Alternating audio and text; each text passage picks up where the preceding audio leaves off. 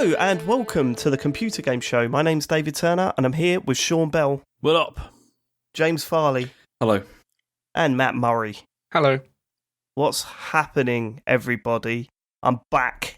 Don't worry, I am back. And I'm going to start the show by announcing our Patreon producers this month. They are Aaron Patrick, the QuickBooks chap, Simon Nelson, Jack Oven, Moomin Biscuit, Trans Rights are Human Rights, Dave Ernsberger, Colin Brown, Gazman, Happy Birthday Sam and Neil, Gabsy Wabsy, Rocketman76, Rex Reese, Happy New Year Sam, love from Neil, Grey Dragon Claw, Fred Fenge, Sensible Steve Garrett, Smooth Monkey, Happy Mother's Day Sam, love from Dr. Farley's Sexy Fan, and Jeff Scred, a new Full Nels member for this month. They're the Full Nels crew. If you would like to support us, then please go to patreon.com/TCGS. There are various different tiers there, but I'll tell you which one's the best one. The Full Nels tier. Innit? Eh? Innit? Yeah. Confirmed, officially. We're doing something different this month, aren't we, for one of the tiers? Yeah. Do you want to explain that, Matt? Yeah, Explained it last week. Yeah, but I'm on. A lot of people didn't listen last week when they heard I wasn't on. Well, Sean. that's their problem, Explaining Dave. it now. They want to miss Go out on all back. the info. Well, yeah. Well, I'm here to let them know what the info is. I want them to see the podcast. You know, has gone up. Dave's not on, but what if I miss out on the the ongoing events? Well, the answer to that, dear listener, is wait until I'm back on and I'll explain. I'll explain again for a second time. I mean, and you'll get all that information a week later. I want to hear all this anyway because I don't know what's going on. So it's really helpful. What do you mean?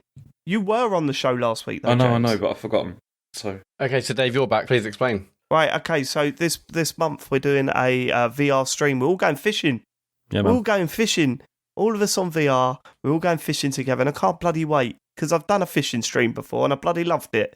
Bloody well loved it. And do you know what? I was on my own on that bank and on that river. Yeah? Yeah? And this time I got my best buddies around me. It's all different this time. It's gonna be Ruining it. Yeah. a lot of good fishing. A lot of good fishing. A lot of good Not carp competitive. talk. I'm not going to be competitive. I'm just there for beer. yeah, that's the thing. How We can about that? kick back, drink some beers, and That's just it. do fishing. Talk about life, can't we, eh, James? Yeah. Me and you, mate. Looking forward to it. Yeah. Looking forward to it too, friend. So that's our patreon.com/TCGS. Go and get the tiers and all that. It's a very special week. Get the tears. Get those tiers. It's a very special week this week, isn't it, Matt? You've written this in big bold letters in red on the document. Sounds like a warning. Yeah, I should change that. Yeah, on the day this comes out, it's TCGS's 6th birthday. Or more 6 years specifically, old. it's the Computer Game Show's 6th birthday. That is mad. That is mad. It is mad. To think that we started this, Harry was 2. That's ugh. Isaac That didn't makes me exist. feel weird that Isaac didn't exist. Charlie didn't exist. Yep. My love for James didn't exist to the level that it's Really? at now, did it, James? Really? I liked you. I didn't love you. Oh, I think okay. it's when I saw you do a T-pose in one of your lectures. That Oh, I that's went, true. That was a "This great guy really James is Farley next moment. level." Yeah. This is the greatest James Farley moment of all time. That was the turning I like point, this yeah. character. That was the turning point. So what we got planned for our birthday, Matt? Well, nothing, because although most years we forget and it's too late, but this year we have Every remembered. year.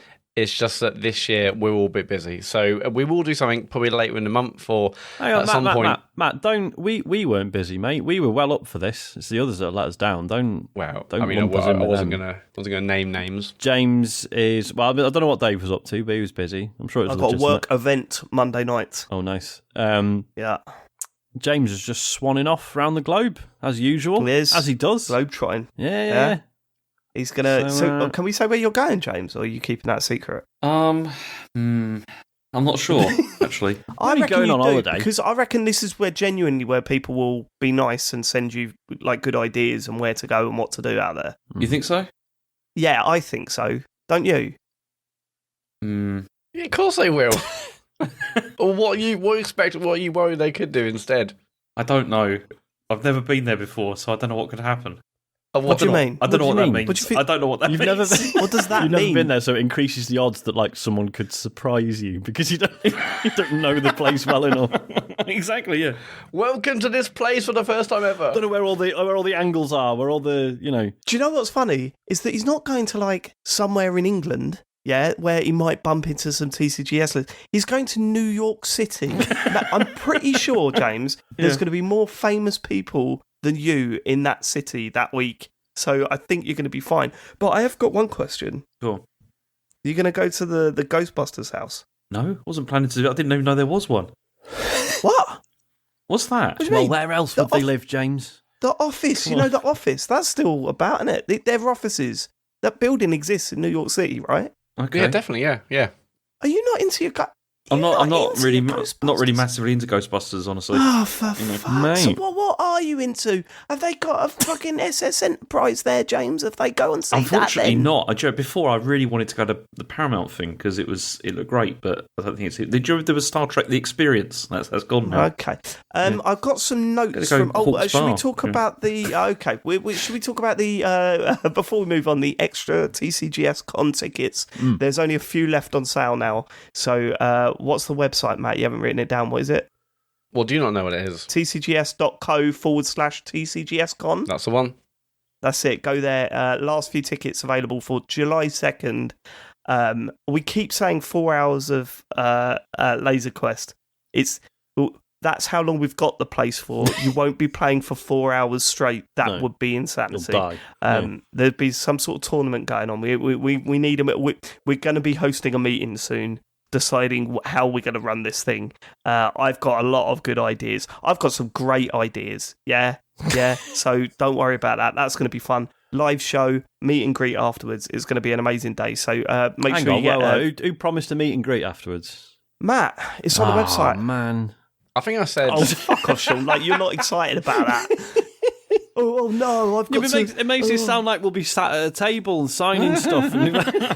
That's exactly what we're doing, aren't we? I mean, it's all Pick you right. up. You can meet Sean, just don't make eye contact. Yeah. Just make eye contact. He has put in his contract that his autographs are the most expensive out of the four of us. Yeah. Like he said he will not show up if any of us charge more for our autograph than I him. thought Sean only signed autographs for charity now. Like, you won't do it. No, charity and 20 quid. Yeah. I am the charity, James. I'm skint, mate. And or £20 notes for my back pocket. So yeah, it's all happening. All looking forward to that. Should we get to feedback from last week's show? Oh yeah, I want to hear your notes. Yeah. I've got some notes. Don't you worry about that. I've got some notes. I actually take notes. Unlike James, who goes, thought it was a really good show last week. Come on, that's bullshit, because Matt and Sean say exactly the same thing each I know, time, but I you know. never have a go at them. True. Well, true. I must admit. usually, if I'm listening to podcasts, it's because I'm driving or cooking or doing something. So actually taking notes is a hassle. I know. I do reference things specifically. I do. It always Go on, feels like, David, James. whatever you're doing, you're furiously taking notes. Like, whatever you're doing. Playing Life What do is you mean? Strange, listening to podcasts. Yeah, it is a trouble. It is a problem with Life is Strange when we're doing those spoiler casts. I'm like, I do actually. The 2 hour episodes last about 4 hours because I'm bashing away at a keyboard. But anyway, I have taken notes. Here we go. I've put. You were being very mean about me last week. Nobody likes to see David win was a quote that Sean said. Well, why not? And I bet some people do like to see that, Sean. And then also calling me a write-off and that. I know I seem like a really strong man, but I do have feelings, is what I've written down here. Okay. Cool. Let's move on to real feedback. So Not done. It was a bit upsetting to listen to my mate slag me off behind my back when I wasn't on the show. But it's a we bit out of can't do a order. little bit of banter, Sean. Can't Yeah, do a apparently little not. bit of banter. I'm No a jokes. write-off. Am Well, I? You throw it out, but I the did moment you correct end with a little myself. bit of I did- harmless banter. Yeah. Matt, there's something I've got to teach you about banter, yeah? There's a line. When Is you there? walk across that line, it's really hurtful. And when you compare someone Okay. to a banged up old motor, that is the line, is it? That is one of the lines. Yeah. That's eight lines. It's one of the lines, Matt. It's main lines, are there? You all forgot that James accused Sean of stealing his ideas and promised to bring evidence on this Yeah. week's show. Yeah, we did You all forget about forgot that. to do that. Absolutely fuming at that. I was listening. I was like, I can't wait for this bit. All of the evidence James has put together. And the fact is, Sean, Yeah. James Farley has accused you of stealing his ideas. Like, I'd be fuming if that was me. Like, Yeah, I'd be I mean, seething. well, it's, you know- Before recording last week, I'd be sitting there going, you better fucking have something here. Well, Otherwise, this is the thing. Mixed feelings about this because obviously there is a genuine chance I have accidentally said something that Farley had previously said it on WhatsApp or whatever. So I'm not like denying it, but also I knew for a fact James wasn't going to pull the evidence together. So I knew that as well. I knew that as well, but I didn't expect everyone else to forget about it. So James, I gave you a warning because before last week's podcast went up, I texted you guys and said, listen to the first 20 minutes. No mention of James accusing Sean of stealing his ideas. So what's up with that? So you've had a whole nother week with a warning that we're going to be talking about this. Have you gathered the evidence? Are you on mute? Oh shit, I'm on mute. Okay. Unbelievable. Oh my God. Okay, anyway. First of all, Sean, Unbelievable. I need to give you a full and frank apology for accusing you of stealing my ideas, because actually I did do the research, and it turns out you hadn't stolen my ideas. Oh my God. When did you do the research? When did you do the research? The week before when we were going to record it, because I didn't know. Bollocks. No, because no, I can tell you. No, okay, Dave, if you want to play this game, we can play this game, because I sent you a message before the show saying this. Where is it? I've got to go back through millions of messages now. Fuck. I should have prepared this Love bit. It. This is the best. This is the bit you should have You prepared. sent me a message before you recorded last week. No, before you said you weren't going to be on last week, I sent you a message where I talked to you about this, and because it was just a throwaway, I just said, turns out I don't think that that Sean did. I can't find the message. It's here somewhere. It doesn't exist, does it, James? It does exist. I just need to find it, and I can't find it. Dave, we have a lot of messages that have been exchanged. Is this on WhatsApp? No, it's iMessage. I mean, we just got back a week. It's not even that hard. Yeah, that's what I've done, Matt, and there's nothing there. So it is there. I'm going to find this. This is really bad like podcasting. No, it's fine. We will wait. I think this is quite important. I found it. Okay, so this was on Sunday, the 27th of March. I sent you a message. Can you corroborate? So I'm having a look now. So you said okay. You said the last thing you said was we'll sort it, no drama. And then I said something else. What was the drama? I don't even remember the drama. Oh, we'll sort it, no drama. Yeah, and then I said also I just listened back to the episode where I said Sean plagiarised me. He didn't. He just gave the same bit of news that I did in a completely reasonable manner, and then with like a face palm sort of thing. So yeah, I've got "will sort it, no drama." I haven't got that message. That's impossible. That is. You're making it up. I'm not. I'll send you a picture of it now. This is ridiculous. Oh my God, hey, Sean, it is there. I just do you hear how high pitched he gets? Right. Okay. So right. Let's get to the actual story. So, what did you think he stole from you? What was the? It was basically the stuff, I think, about... Okay, there was two things. One thing was the games industry.biz stuff related to where you could donate and everything. Because basically you just said exactly the same thing I did. But that's completely reasonable. Yeah, that you said that. I was going to say... Fuck? Yeah. No, exactly. That's completely reasonable. So he also read a website. He also read that. But like verbatim, it was exactly the same.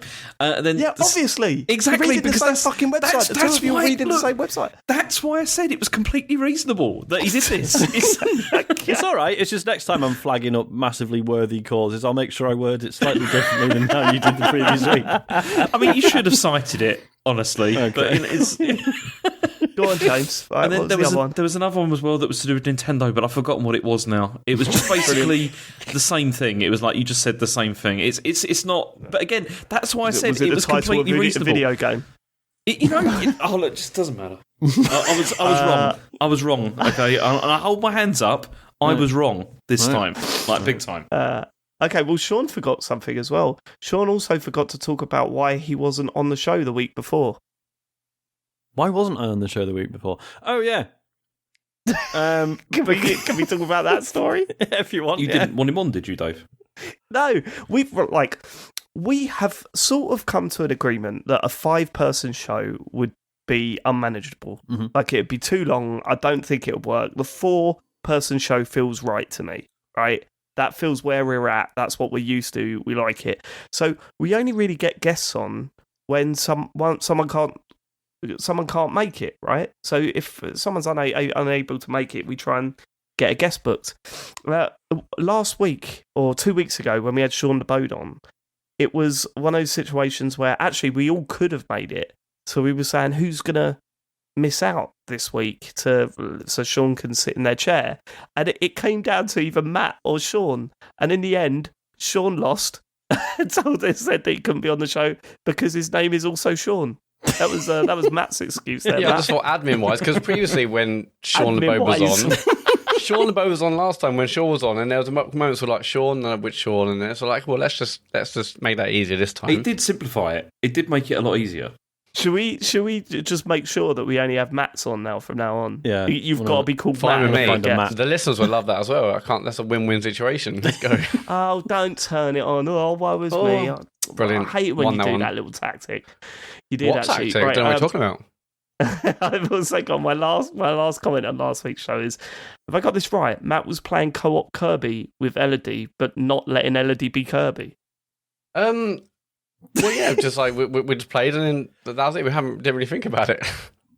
What do you mean you didn't think? But surely you let the kid be Kirby, don't you? I don't know. We're just like, let's just play two-player. Okay, well, let's just get through levels. We haven't thought about Let's play who's who. That is going to be the cool character that's on the front of the box. You be this I weird. don't think spear literally neither one of us thought about it. We're like, okay, just pick up a pad, let's go. And I guarantee Elodie like, thought who's about going to be it. the cool one? I want to do Elodie was mouthful sitting mode. there I'm going- doing mouthful mode.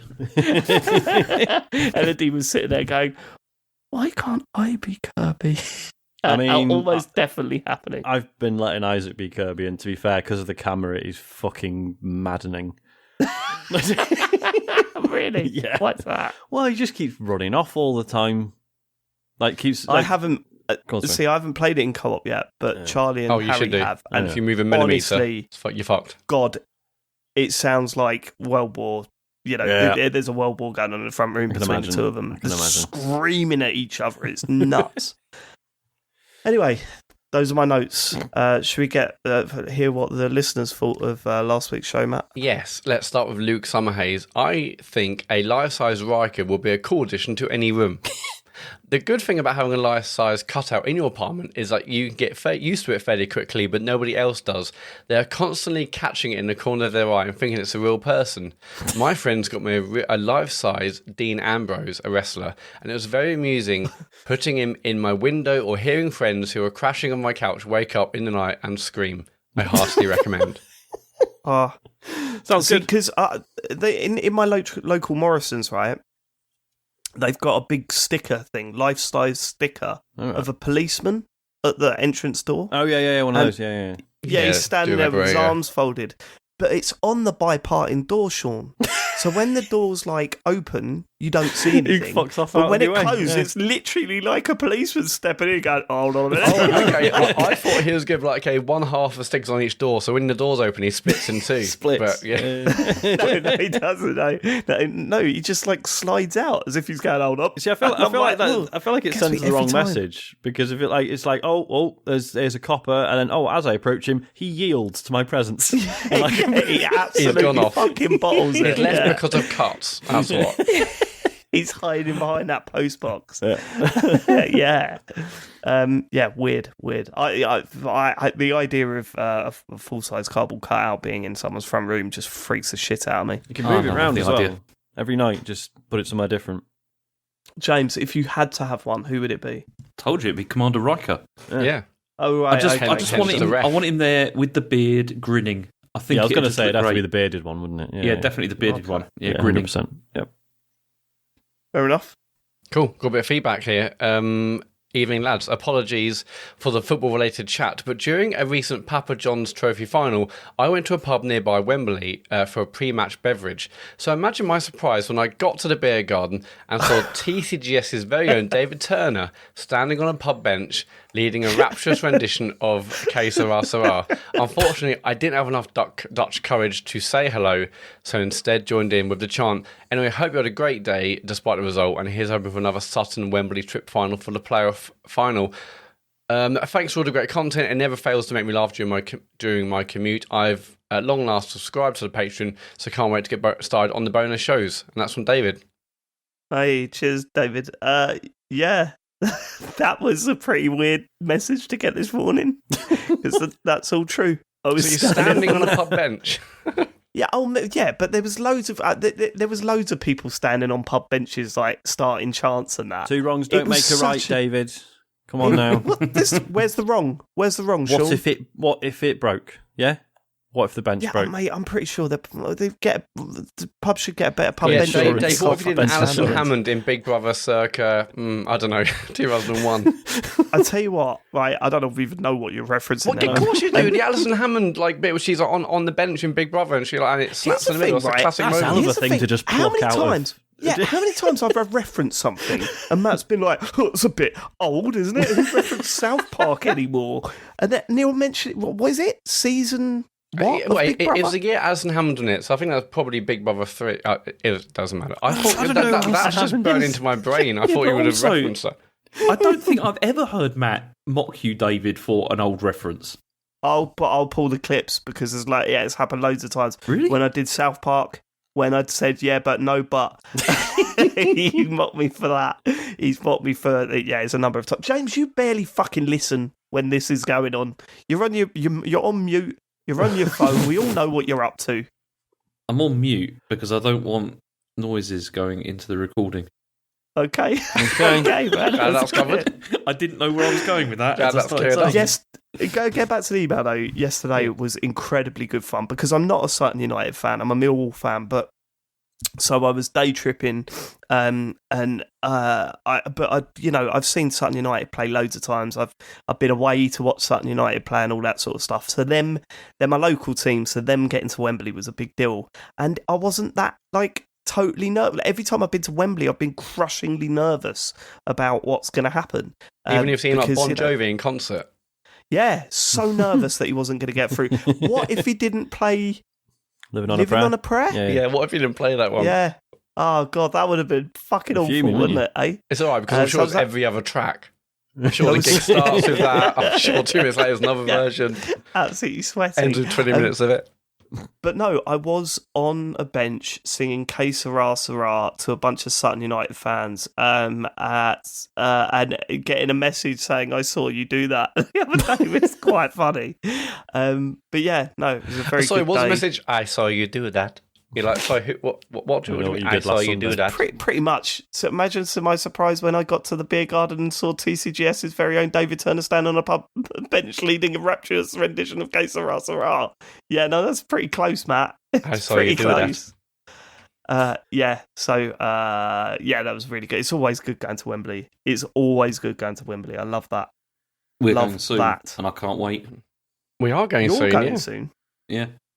So me and Matt are going to go and see Chelsea Crystal Palace, and that's in 2 weeks' time. Yeah, it is. Yeah, we're going. Yeah. You're flying over for it? Yeah, especially. How much does it cost to fly over, James? It costs about £50. It's not that makes me so angry. David, it's cheaper than a train ticket for me to get from Leeds to Wembley. It is. It literally is. That's what I'm talking about. So for Sheffield, massively James cheaper. Is flying from Germany to Sheffield or Manchester for an eighth of the price of what it would have cost for me to go by train. It's probably going to cost me more in petrol. It definitely will. Wait until I tell you what they've done here to solve the petrol crisis. It's amazing. Go on.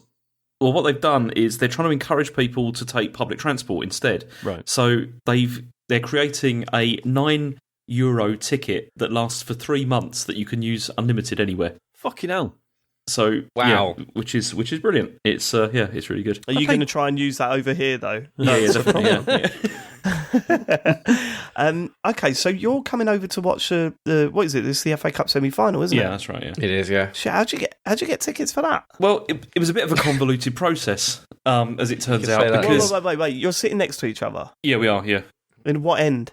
Well, that's the Palace end. That's the complication. So the thing is, we had a conversation about this because the thing is just as this started to happen, obviously Chelsea got hit with all the sanctions and all that kind of stuff. Yeah. So lovely old job. So Matt was like, "Should we go through Chelsea?" And I'm like, "Fuck no!" It's like we don't know what's going on, with that at the moment. You can't buy a ticket from them, can you? No, you can't unless you're a season ticket holder. No need to call me that. Yeah, you can't get anything twice. Oh, done it again. 3 times. You can't. Stop calling me that, Joe. So Matt was was like, it's okay, we'll do it through Palace. And I was like, okay, that's It'll fine. Be easy, I said. So yeah, but it'd be fine. It'd be like totally fine. So Matt looked up and found out like what the requirements were. So the requirements were that I had to buy Palace Gold membership, which is horrible.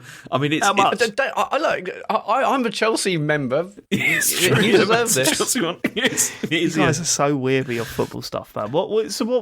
How much was that, James? That was £36, I think. You've given... Oh, my God, you've given... Yeah, I had to give him that. But it's not just that, Dave. I didn't... So, first of all, Matt was like, okay, you need to get your membership. Then you've got to buy something from the store. Because you have to have like a purchase history, otherwise they'll think there's something up or whatever. So he was like, just look for the cheapest thing, buy a scarf or something. Like he was like, buy a half and half scarf. I seen your link to like the sale area. You're like, no, that's not good enough for me. And I was going to buy like the full kit and just be like, Matt, I've gone too far. I wanted to blend in. What did you buy?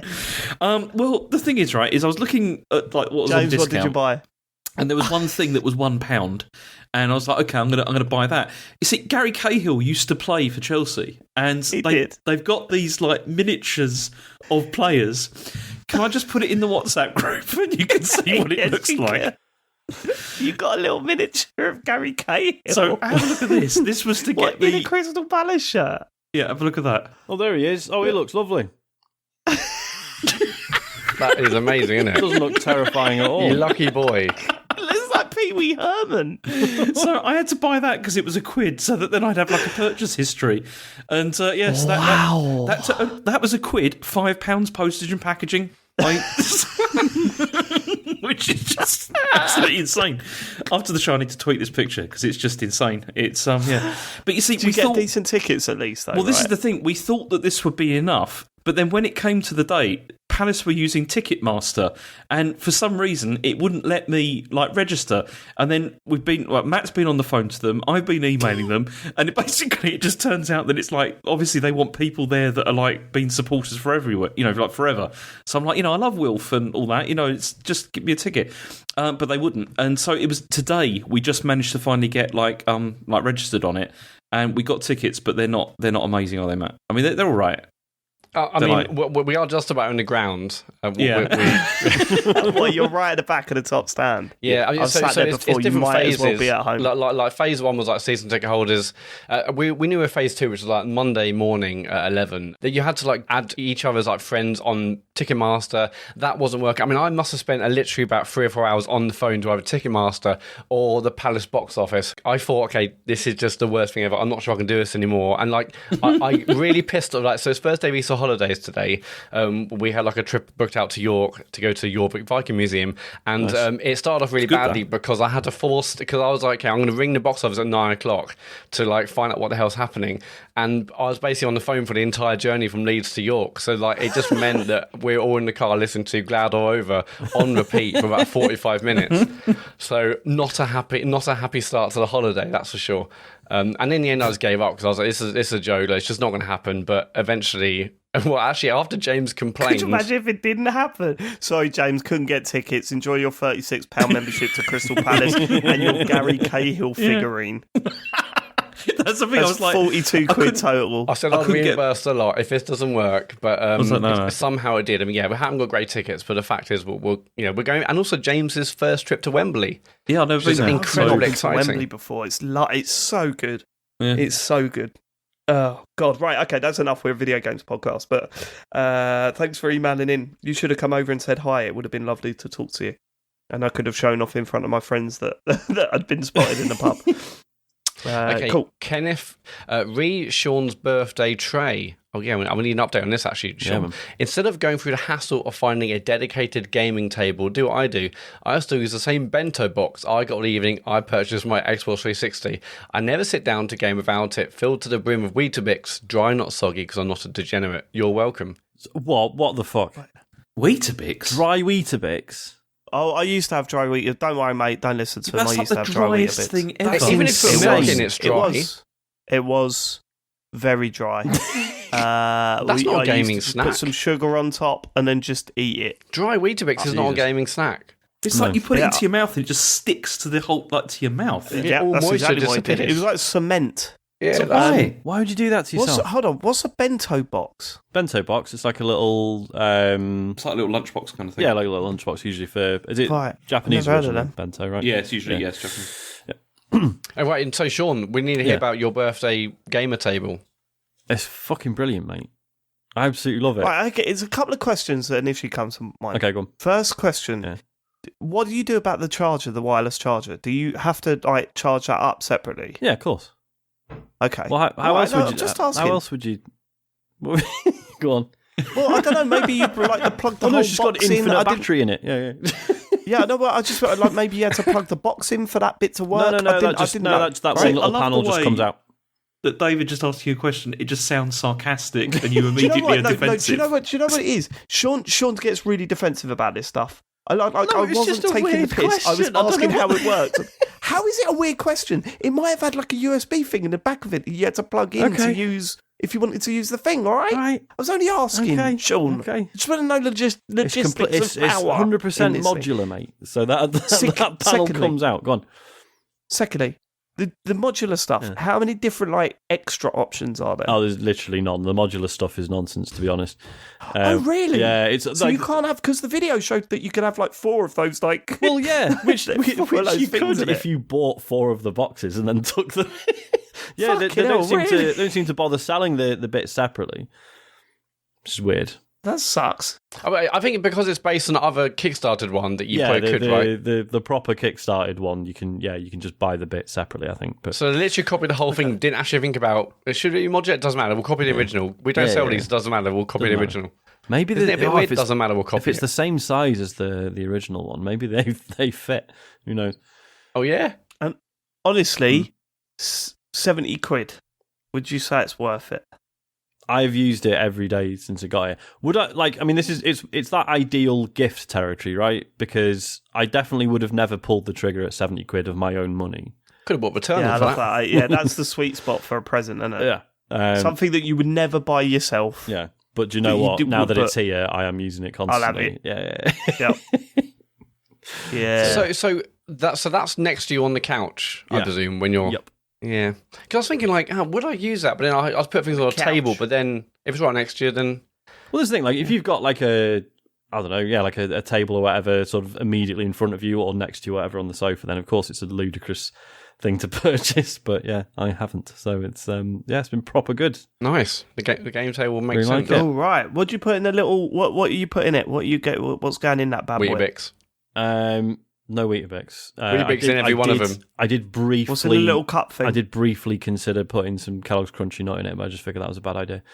The drink things is amazing, because it just means you can put a drink in it and it will not spill, regardless of where it is on the sofa. So that's super useful. What have I been putting in it? What's its Skittles... New got me some Bombay mix, which it turns out my tolerance for spicy stuff has always been absolutely pathetic, right? Oh, really? Yeah. It turns out I can barely do Bombay mix anymore. How bad's that? That's a shame. I prefer the Madras mix. The Madras one's better, I reckon. But... I've never enjoyed Bombay mix, to be honest with you. Never got it. Yeah. No, never understood it. Yeah, it's had a few handfuls and thought I was going to die, so no. But yeah, no, it's been proper good. New Sheen coming back in. Why are you eating that, Sean? It's because of the tray. Yeah, it's because of the tray, isn't it? Crying you wanted and something to put in on the tray. Floor. What's happening? I had a handful of Bombay mix. Yeah. Why does everything hurt? So yeah, no, it's been really good. I really like it. Cool. All right. This one links on George O'Keefe. You couldn't get more Sean Bell than opting for the non-official snack tray from Amazon.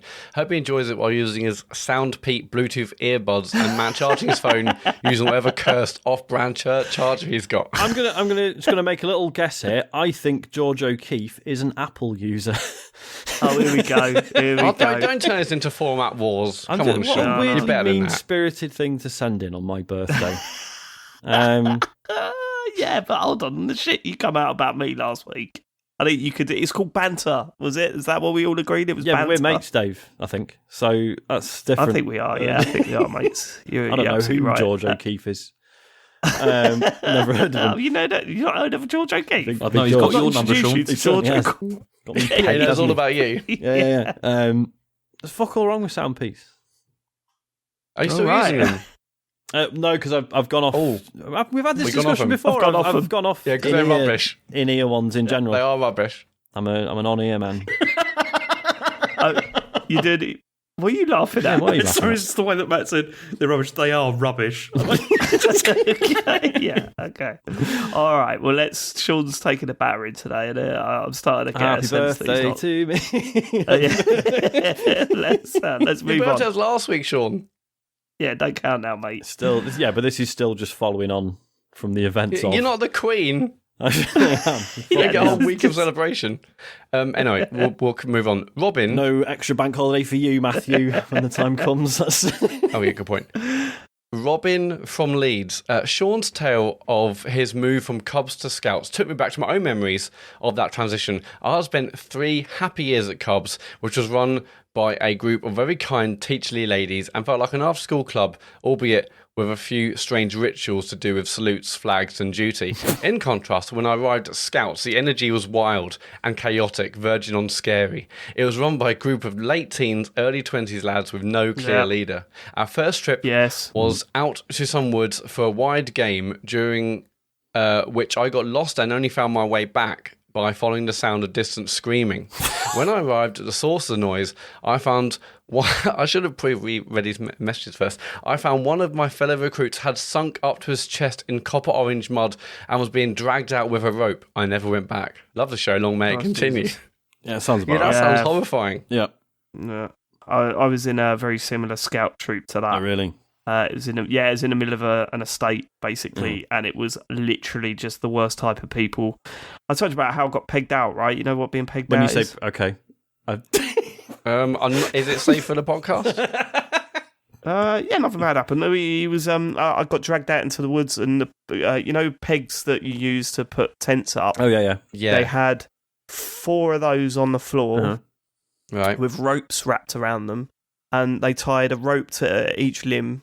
This is the leaders. Tied a rope to each limb and as tight as it can, so I'm completely spread out on the floor. Mm-hmm. And then they got a massive peg and put it in between my legs and banged it in, so obviously hurt. And then they just got the week's worth of uneaten food and just chucked it all over me and then left me there. How old were you at this point? I don't know. I mean, that sounds horrifying at any age. Yesterday with a bunch of my that's scout leaders. Jesus but Christ. it was. There was a reason why they did it though, and it was because one of the leaders was emptying one of the leaders was emptying the shit bucket down into the shit pit, and I pushed him in. My God, you deserved it. Yeah, I kind of deserved it, didn't I? Yep. Okay. And he was never seen again. Never seen again. This is Paul. Hey lads, couldn't help but notice a lovely bit of synchronicity listening to the pod last week. I recently accepted a new job offer and had my last day of my old job on Friday. For the first time ever, I was able to time a transition so that I had a full week off in between, which starts today, Monday. It's 10 a.m. I'm sitting on the couch in my shorts, Elden Ring up on the projector, TCGS pod playing the listener question section beside me. Someone asked a hypothetical, what would you do with a magical week of no commitments question, and I realised that was exactly what I was about to live through myself. I have no kids, and my wife works in an office 5 days a week. Will Calvinist guilt kicked in, leaving me listless and stressing the whole week about whether I'm utilising my downtime in the most efficient manner, or will I discover the joys of doing whatever I want are so enticing that going back to work will feel like plugging back into the Matrix? I wanted to thank you for making me realise I'm living in a fantasy zone for a short while at least, and perhaps I should report back on how the reality compares afterwards. That is, if I've not had a heart attack or gone blind from a Matt Murray-esque too much too soon blower in the meantime. Cheers, Paul. I think that's right. Yeah, give us an update. Yeah, please Let us know what it's like returning to civilization. Awful, I imagine. After a lovely week off, who knows whether you're having fun or whether it's actually existential crisis. I was probably both of them. Can't it be both? It can be both, and it often is. That is it for feedback. Go to tcgs.co/deartcgs to leave us your own feedback. 40 minutes in. Blimey. Let's get to the news. James Farley. It's been a big week.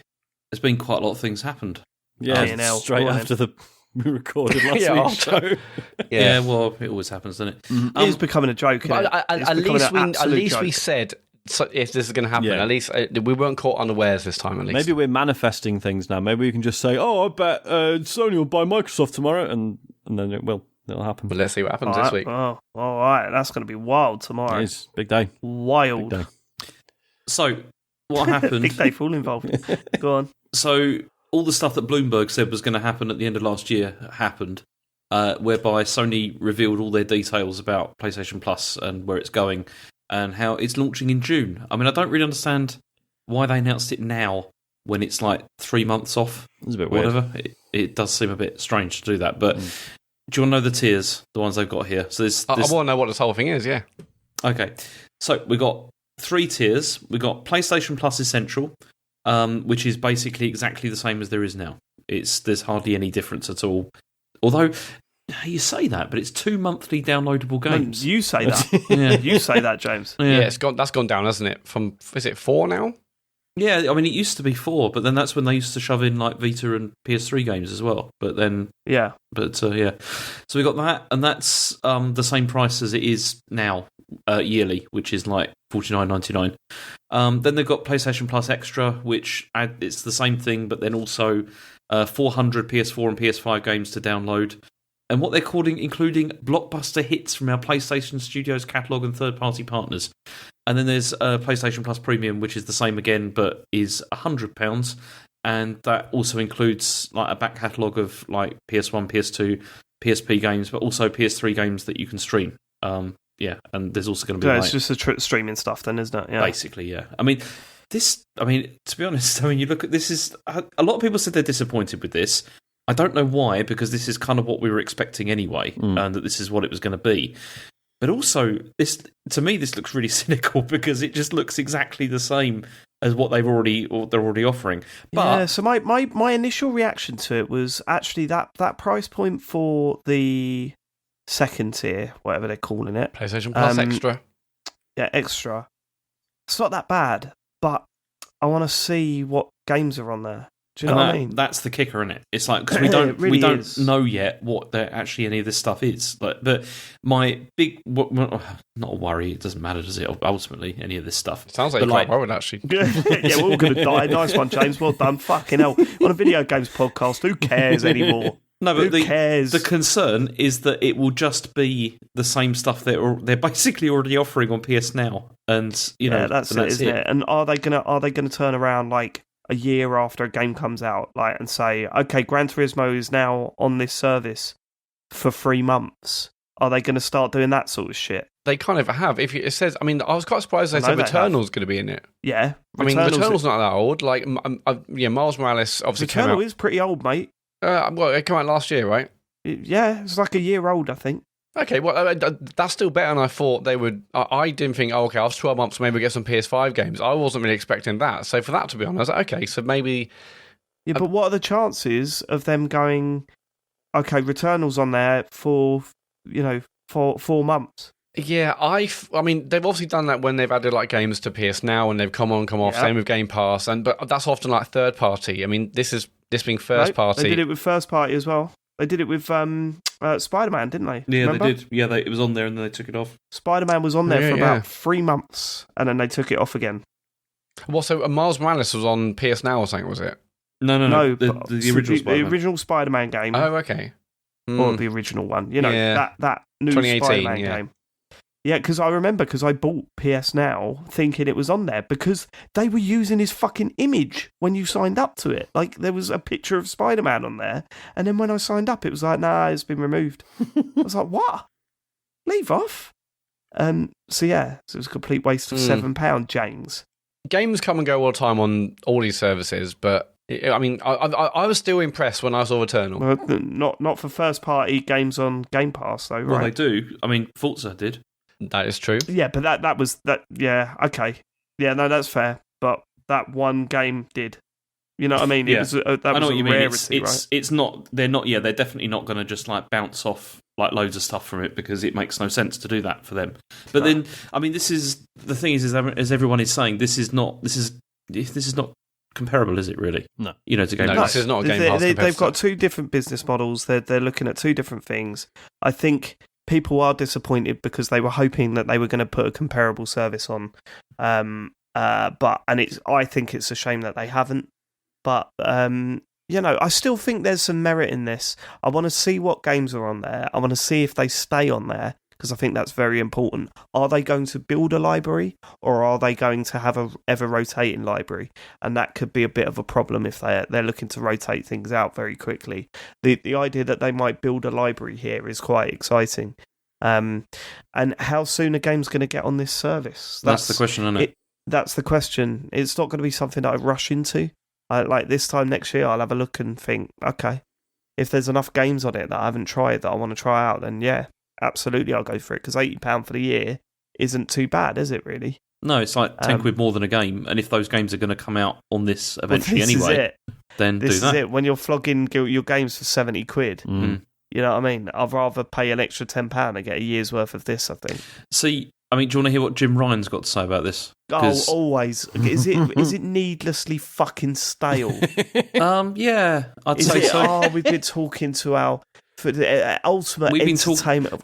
We've been talking to our publishing partners. We've got some of that in there. Because he was speaking on the official PlayStation podcast, because they asked what was going to be on it or whatever, and he just said that all the big names are going to be in the all the big names. Yeah, all the big names. Plenty of these. Yeah. Plenty more of these. More of these. And but then also he said putting these games into us, because they asked him specifically about what about the first party stuff that comes out, Horizon and things like that, and he said putting these games into a subscription service immediately upon their release would break this virtuous cycle, and we wouldn't be able to invest in the way that we currently able to. So we're not doing it. We're going to stick to the approach that we have and has served us well under many years now.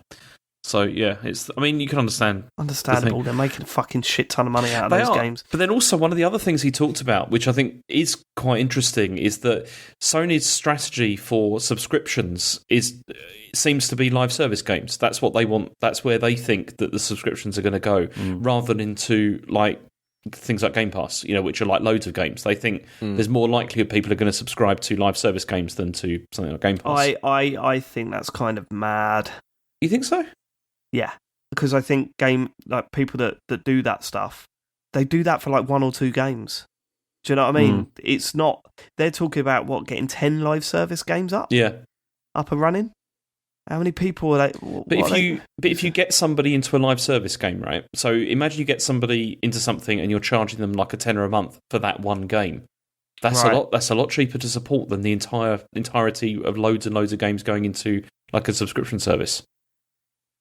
It's a lot cheaper to support them. I would also argue the size of the audience is way smaller than people who would want a larger library. See, I'm still not convinced that with subscription services for games entirely that there's an audience beyond what there already is. Okay. We'll see.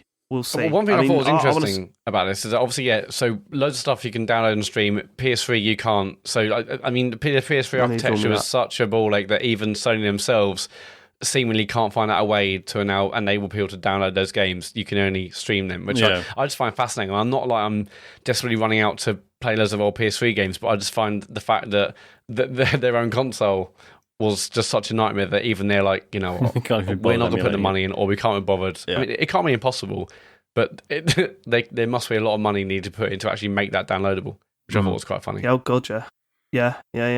Look. Sorry, Dave, go on. I think you're right, James. I think it's very similar to what they're already offering. They're rebadging it. You're full, but we don't know that for certain. I want to see what this is like a few months down the line. Because, you remember when Game Pass first came out? It's a bit fucking weird and no one got it, because it was just a bunch of old games that no one really wanted to play anymore. And they grew it. So let's see what happens with this, I think. So they are doing a thing, I think we might mention last week, potentially whether they transition people from one sub to another or convert, and that's what they are doing. So if you have PlayStation Plus at the moment, then you'll just get moved over to PlayStation Plus Essential. But if you have PlayStation Now, then you get moved on to PlayStation Plus Premium. I think Matt has spent the entire week trying to game the system. It's so funny. He sent us a message and said, get this. If you get this, you'll be on PS Now, and then you'll get upgraded to the higher tier, and it's on sale. But it's not in stock, Matt. Fuck! And then today you sent us one, didn't you? A link? Was it this morning? Yeah. Sony in the moment, there's like a link. If you open it from your browser, you get like a year for 50 or 60 but when quid. I clicked that, it said, it doesn't exist. Yeah, you have to open it from the browser because it works if you open it in the browser. But otherwise, it tries to direct you through to the app. But I know that there'll be other kind of deals. But yeah, I might do that. I'm just interested to know what that Plus Premium thing's going to look like. And if I can get a year for 50 or 60 quid, then I'll do that and review after that. Quid, that's only saving 20 quid over what that is anyway, isn't it? Well, it's 100 quid a year normally. And if you buy it on the deals I saw of 60 quid, that's 40 quid. Wait. So you're saying that if you've got PS Now... Yes. Then you go get into converted Plus Premium. to the big one, like the top one. Okay, that might be worth doing. So if I see it on sale or available, but for like 50, 60, I'll probably do that and then see where I am after that year. But yeah, it's weird it not launching until June. There's obviously a lot of work being done, I guess, for it not just to launch now. It can't be ready, can it? Why would you announce it? I don't know. It's weird. I suppose there's got to be some transition period for people that are on PS Plus and are on PS Now. There's got to be some sort of transition period to get to the point where they've... Yeah. Sean, you haven't got a PS5, so... Yeah. I guess this is just totally out for you. Fine, yeah. There's nothing here to pull me in. Obviously, when I do get around to getting a PS5, like the retro stuff does appeal, certainly. Even if it's not like getting brand new first party stuff, I'm really interested in the back catalogue stuff, but it's not enough that's like, fuck, I need a PS5 now. So yeah, see, that's the stuff that, like, I think in the past maybe I'd have been more interested, but like now I care much more about like indie games and whether they're going to have stuff like that on there, because there's so many games released nowadays, there's so much stuff to play that it's like I don't think I've got time to go back and look at all this, like the stuff from ages ago either. It's like, where's the time? What the fuck? You love that stuff. What are you talking about? No, I do, but then I haven't played any of that stuff for ages, Dave, because it just hasn't been you're time. like your Switch? You're not playing the old shit on your Switch and stuff? Well, no, I'm playing new stuff on that, because there's a lot of stuff's come out recently. It's Kirby, innit? Yeah, exactly. I just hope, Sean, that you're not put in a position where someone puts that pad in your hand and says, play Astrobot for a bit. Just wait. If anyone tries to do that to you, tell them to fuck off and wait until you get your PS5, because that's the moment. Yeah. So now you're all right. It's okay. No, I'm fine, thank you. It's okay. Right, okay, that's it for that. Next. Okay, so E3's been cancelled this year. No. 100%. Nice. Oh, yeah. Oh, it totally has. Fucking... do you want to hear the statement? Yeah, go on. So, they said, we will devote all our energy and resources to delivering a revitalised physical and digital E3 experience next summer. Whether enjoyed from the show floor or your favourite devices, the 2023 showcase will bring the community, media and industry back together in an all-new format and interactive experience. We look forward to presenting E3 to the fans around the world live from Los Angeles in 2023. Do you know my first thought and hearing this? Like, imagine clipping that news story and sending it to yourself 2 years in the past. Do you know what I mean? Like, where we're like, oh God, what's going to happen? Well, we've been sent home for 6 weeks from work. What the fuck? Yeah. And then hearing a clip of us going, so E3's been cancelled again. Yeah, of course it has. I mean? Yeah. Although even in 2019, I mean, it feels like it's been on its last legs for a long time, but yeah, this is it. It's sad. Is it coming back? Do we think it's coming back? I really don't see what they could do to generate interest again at this point. But maybe I'm lacking imagination. No, I absolutely think it's going to... I absolutely think they're going to make another attempt at it. Whether it's successful or not, I don't know. But I still think there's a place for a physical presence, a proper, gathering like E3 was. I think there's still a place for that. The ESA will definitely try and push it, because they're obviously losing a lot of money by not having it. So they will be desperate. It's their moneymaker, isn't it? Yeah, so for them, desperately, they want it. It's just whether other people will do it as well. Well, Jeff Keighley was quick off the mark. Certainly was. Obviously, with this. I hated that tweet that he did. Yeah, I thought it was quite Didn't you? Yeah. Like, I don't mind Jeff Keighley, right? I don't mind him. I'm not one of those people that bashes him constantly. Kind of am, but like, I'm not serious about it. But when they announced that there's no E3, and then he posted that little winky face, I just thought, oh, fuck off, Jeff. Just have a bit of class. Aren't you supposed to be classy? Yeah.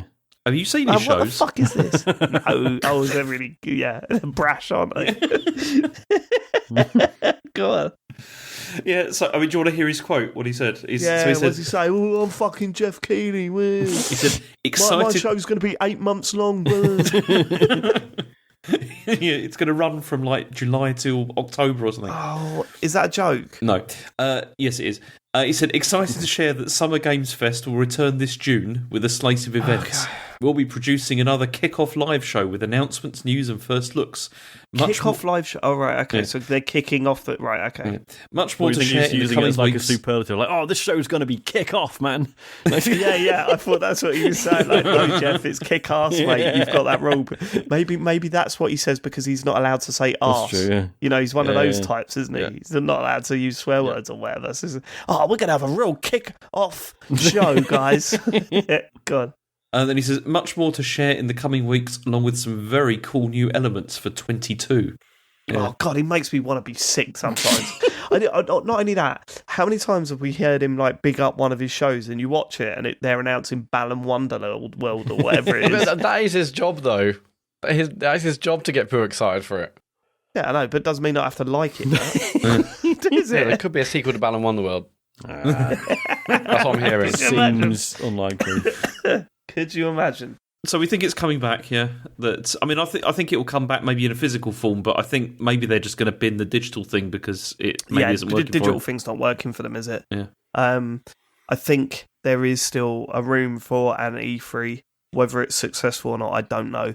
I do worry that Jeff Keighley's thing is going to be over 3 months and it's going to fucking completely miss the point of why everyone loves E3. But hopefully he heard the feedback, and it wasn't just us. Everyone was saying that, come on, there's too many things. Hopefully they have slimmed it down or made it a bit more. How long was it? It was still over the course of a month. It was a month, right? Yeah. It felt like it was all summer. I mean, it's Summer Game Fest. It felt like it started at E3 and ended. Call it like Weekend Game Fest then. If that's the problem, doesn't sound as good. Don't call it Summer Game Fest. Do you know, it should be 2 weeks tops. You have like you have a first week. One. Still too long. You have the first week, which is all like the big like conferences stuff, all that kind of stuff, and then the second week you can do like smaller like events and everything during that. Cock Media. Yeah. Okay. James has sorted it. I mean, if Jeff wants to get in touch, I can help him.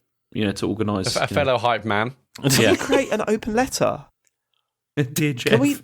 Can we do a video, James, of you saying, "Dear Jeff, here's what I think you should do for Games Fest." We put it on Twitter and make it like an open letter type thing. Yeah. Can we do that? Open it with, like, we have got signatures from around the industry. Yeah.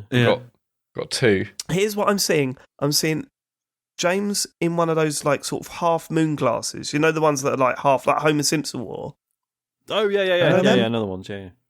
Yeah, they're sort of half glasses, right? Okay. Mm-hmm. You in a pair of them, James, and you've got like a scrap of paper in front of you that you've written your notes on, and you're just looking very seriously up at the camera every now and then. Turtleneck as well. Yeah. Yeah, no, not turtleneck. No, it's got to be like cardigan's perfect. Yeah, and then James is going, "Dear Jeff, I have some ideas for you that you may want to implement in your Summer Games Fest 2022. And then you go through your ideas and make it as legitimate as possible. Don't take the piss. Yeah. Make it really serious. And then we put that on Twitter, copy Jeff Keighley in, and then just like fucking like punt it out there like some big. Make sure he gets to see it. Make it clear. Can I end on just like? Oh, sorry, I was going to say, make it very clear at the end that if he uses any of your ideas without arranging suitable remuneration first, you will be suing him. You get a big G involved. What is it? I was going to say, can we just say at the end, like, can we, and just dial down the crassness of the show? Yeah, just tone it down a little bit. It doesn't need to. Just just a bit of class. That should be one of the ideas. Get some nicer sponsors. One of the ideas should be like set whatever volume you had it set to before. It'd just be that fucking easy, will it? Done. Just say whatever the default volume is you've been using, just bring it down to like 80% of what it was before. Yeah. I mean, I'm just thinking somber. Yeah. That's Look, I mean, let's see what happens with E3. I think, the digital stuff isn't working. As I said, it doesn't even need to be an E3 thing. If everyone come together and went, let's put a conference out within a week, like within a weekend or something, that's all we need. That is all we need. Yeah. I want to see that. Okay. Microsoft is apparently launching an Xbox Game Pass family plan later this year. So they're going to enable 5 users to access the service using one subscription. Okay. They seem more hell-bent on making their service crazy cheap for everyone. It seems to be consistently crazy with that stuff. You want this for £1? Now we get 5 people in. I mean, surely this must check who's logging in and where they are, right? Because it only works in the UK. Like, it only works within your own, within whatever country you're registered in. Yeah, okay, but still, there's a big country. You can just say to your mate, "Oh, I've got this one," which is what we do anyway, James. Yes, that's true. Do you know what I mean? And you're not even in this country. Yeah. It's nuts. It's nuts that game share stuff works. But this makes sense because this also aligns it with what they do with all their Office stuff and everything as well. Like, they've got all those family accounts and all that kind of stuff. You know, so it makes sense that they're doing this. Yeah, and also they'll get to say that they have, instead of 20 million subscribers. Yes, that's true. They will bundle them in. Don't you worry about that. They don't care. Even for example, I've got a family thing set up, for Xbox for the kids and everything. So there's 4 of us on there. So that adds an extra 3 users immediately to Game Pass. Yeah. Yep. That's very smart. Yeah, they'll turn around and go, "Oh, look at James! James has just worked out that there are some smart people at Microsoft." That is super smart. those guys at Microsoft, they know what they're doing. Well done to those guys. I really hope they go far. Yeah, really, just tip my hat to them. Really good on the old computers. The Microsoft, they know their computers. Yeah, so this is obviously really good for people who want to just, hey, let's get 5 of us together and get really cheap. But people were concerned previously about houses making money or this, and now it's something going to go for actually 5 people can do it on one subscription. I like the fact that people go, "How is this making money? How is this sustainable?" And Microsoft come out and say, "We're making money on it." They are, and then people go, "Yeah, but come how on, Dave. are they?" They're not going to just say, "Yeah, we are losing money on this." It's fine. Well, I mean, but okay. At the same time, but they would say it. They wouldn't say it like that. They would be like, "Oh, well, it's a new direction. It's disruptive. It's not, we're not interested in it turning a profit overnight. It's going to be a long haul." But it's a long-term thing. They usually come out and say we're making a profit. Yeah. So what we? Well, yeah, because we've seen that it hasn't actually affected game sales or anything. People are still buying games as they did previously, more or less. Yeah. They released stats only last week or the week before, or maybe it's part of a GDC talk. About this massive uplift in people paying and also playing more games. And are you saying, Sean? Sorry, James. Are you saying that Phil Spencer's lying? I'm not saying he's lying. I'm just saying that we obviously don't know what is going on with this business at all. We only hear what they tell us, and so they're going to tell us what they want us to do. Are you saying they're lying to stakeholders? I think they're fucking failing. The claims they've made. I didn't say it was failing. When did I say it was failing? You said it weren't making money. I didn't say that.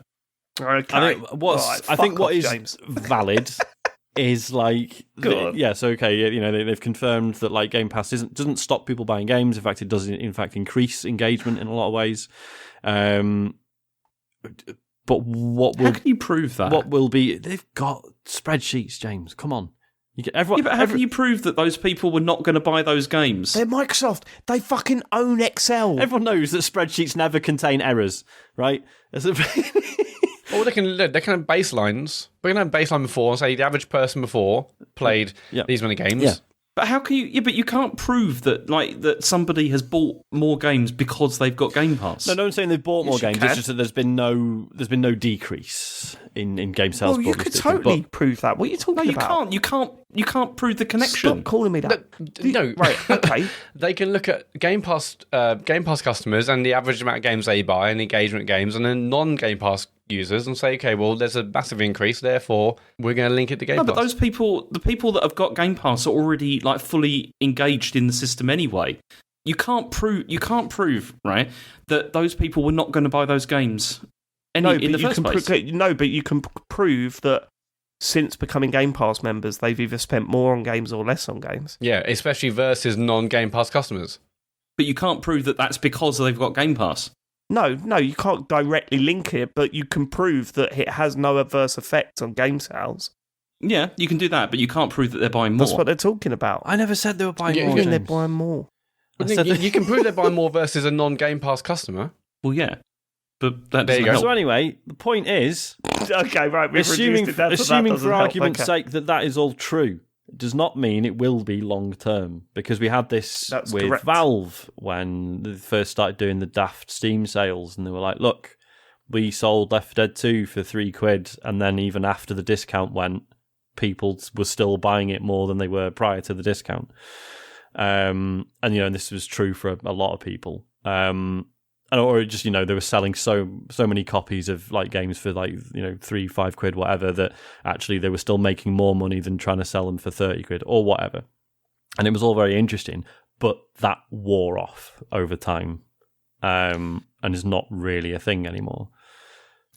I think one of the things that we'll know how successful this has been in terms of, for Microsoft is if 3 to 4 years down the line we start to see consolidation of some of these studios that they bought. If they start to get not shuttered, but if they start to be like consolidated into one and things like that. Yeah. And because that would be an indication as to whether they got too much. Yeah. So that'd be an indication of what they got too much. What? So too many studios. Yes, they got too many studios. But with this being popular, the more popular it gets, the more content and more studios they need. So yeah, but then that also means the more studios they got to support as well, which is that's going to be super expensive. It will be, yeah, but it's content that keeps people subscribing or gets more people to subscribe. So surely they want more studios, and that's why they bought so many, because they want regular content on these services. They will keep buying studios, new ideas, new teams. But counterpoint, if those studios don't put out those games, like for example the Initiative with Perfect Dark, like if that doesn't happen and things like that, are they going to just keep these studios around even if things are not working out? We don't know. Yeah. We don't know. All speculation. Let's see what happens. Okay, interesting. Let's get on to the next news story. Twitch have suspended their Boost Train feature because porn was added to the front page.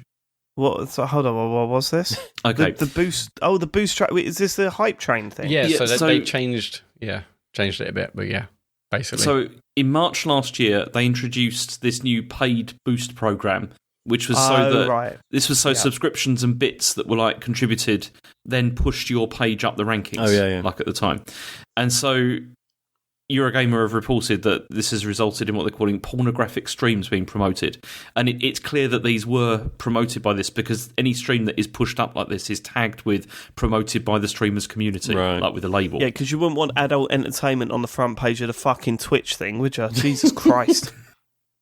Come off it. Leave off. Oh, yeah, well, we'll have some form of titillation on the front page, but not that one. Yeah. Not the one that we're not making a shit ton of money out of. I mean, I don't know how bad these were because I was at work, so I couldn't click on the links to see what they look like. And that's your alibi. I was desperately trying to log into Twitch, but it was asking for my two-factor authentication. Yeah, I was mad that's why you text me about 15 times in a minute saying you've got the code, you've got the code. Get on the code, I need the code now. I'm on mobile, it's fine. But so they've now suspended this feature. And it's probably for the best then, isn't it? Yeah, I mean everyone hated it anyway because it was one of those things that not everyone hated it because obviously the big streamers really liked it because it meant that then it was really bad for smaller streamers because obviously you don't have the audience so you can't push things as easily. Yep. Okay. I think Dave's got a point. It is somewhat disingenuous to suddenly be upset about pornography being on Twitch, given some of the stuff that goes on there unchallenged. I'm not even talking about sexual stuff, just the rancid behaviour that goes unchecked and stuff. It's I don't know. Yeah. Oh, they got morals now, have they? Morals, is it? Okay. All right, then. Okay, so Sonic the Hedgehog 2 is it out now? It is. It's in cinema. Out now, yes. I am so confused as to whether that's out. It's so weird, isn't it? It's not been clear, but it probably has. I just ain't been paying attention. Apparently, I might be seeing it on Thursday. Okay. So I've heard good things. Yeah, I've heard lots of people say it's better than the first one. Yeah. Well, the first one was great. That was all right. The good thing, if you're up for that, then according to the film's producers, they've said we're creating a Sonic cinematic universe. Oh, yeah, so good. So we know we were going. So we knew we were going to add characters like Tails and Knuckles, new to the films, but beloved by gamers all over the world. I don't know. But where else do they go with the Sonic cinematic universe exactly? Just we're going to get more the whale friends in it. So what? There's So just Tails more of and those. Knuckles get their own films, I guess. Yeah. I don't know. Big the Cat was Then what? one. Big the Cat. Others. Well, what's interesting about this as well? There's a live Amy, action. wasn't it? Wasn't there one called Amy? Amy Yeah, Rose. Amy was there, Amy, yeah. Shadow There's Sonic. who's the bat? That was Batman. That's That different. was Sorry, Batman. it's- Vengeance. Who was the Bat? What was she called? James, come on, you're staying quiet. I don't believe you don't know this. Who's the bat? I don't remember the bat. She had she was basically Catwoman to Knuckles. Is it Rouge the Bat? Oh yeah, it was Rouge That's the Bat. one. Yeah. Yeah. I mean, because there's a poll on that Eurogamer piece with So- their name on it. Also, there's a live action television show coming, which is around Knuckles, All right. and Idris Elba's going to be, doing. When they say live voiceover of that. action, I mean Knuckles is going to be the Idris Elba in a suit. Yeah, like See, that a I'd I love watch. that. That'd be great. Knuckles costume. That'd be so I'd love funny. that. But that's coming on Paramount Plus. That's And I mean, the do you one want to hear I've what Sega have got to say about it? Yes. Yeah, we Why can't not? fucking believe people are into Sonic again. So, I can't believe our fucking luck. Don't They have said to release a we've good got- game. so they said we've got a remarkable partnership with Paramount, and we're I excited. can't fucking believe it. And we're excited to continue expanding the Sonic the Hedgehog franchise with them. I mean, what's funny about that is they shouldn't be what's surprised. this? Paramount have got fuck all. Like they've got nothing that they can put on their streaming service. Have they got Halo in there? They got the Halo. They've got all that Exactly. great new Star Trek stuff that you love, James. Exactly. They've got all the great new Star Trek stuff and everything, and they're trying to launch this Paramount Plus that no one wants, and so they're just like grabbing anything, it seems. And I can't wait for there's gonna be what would be the weakest TV streaming service that you could get, like Dave Plus. Paramount Or Plus at Quest. the moment, it's terrible. Yeah, no, I was looking for a funnier answer, James. But Have you okay. ever seen the channel Fine. Blaze? No, what's Blaze? I thi- Is that just Blaze and the Monster Well, Machines? this is the thing, right? Because that would be good. I'd watch that. What I love about Blaze is that he sort of the branding as if it's like yeah, it's cool. It's like fire because all the programs are just men doing stuff. But then it's like, oh no, hang on, no, this is a channel for stoners. That's why it's called Blaze. It's all like what's that fucking? I can't remember what it's Just called. colours, different colours, tie-dyed and stuff.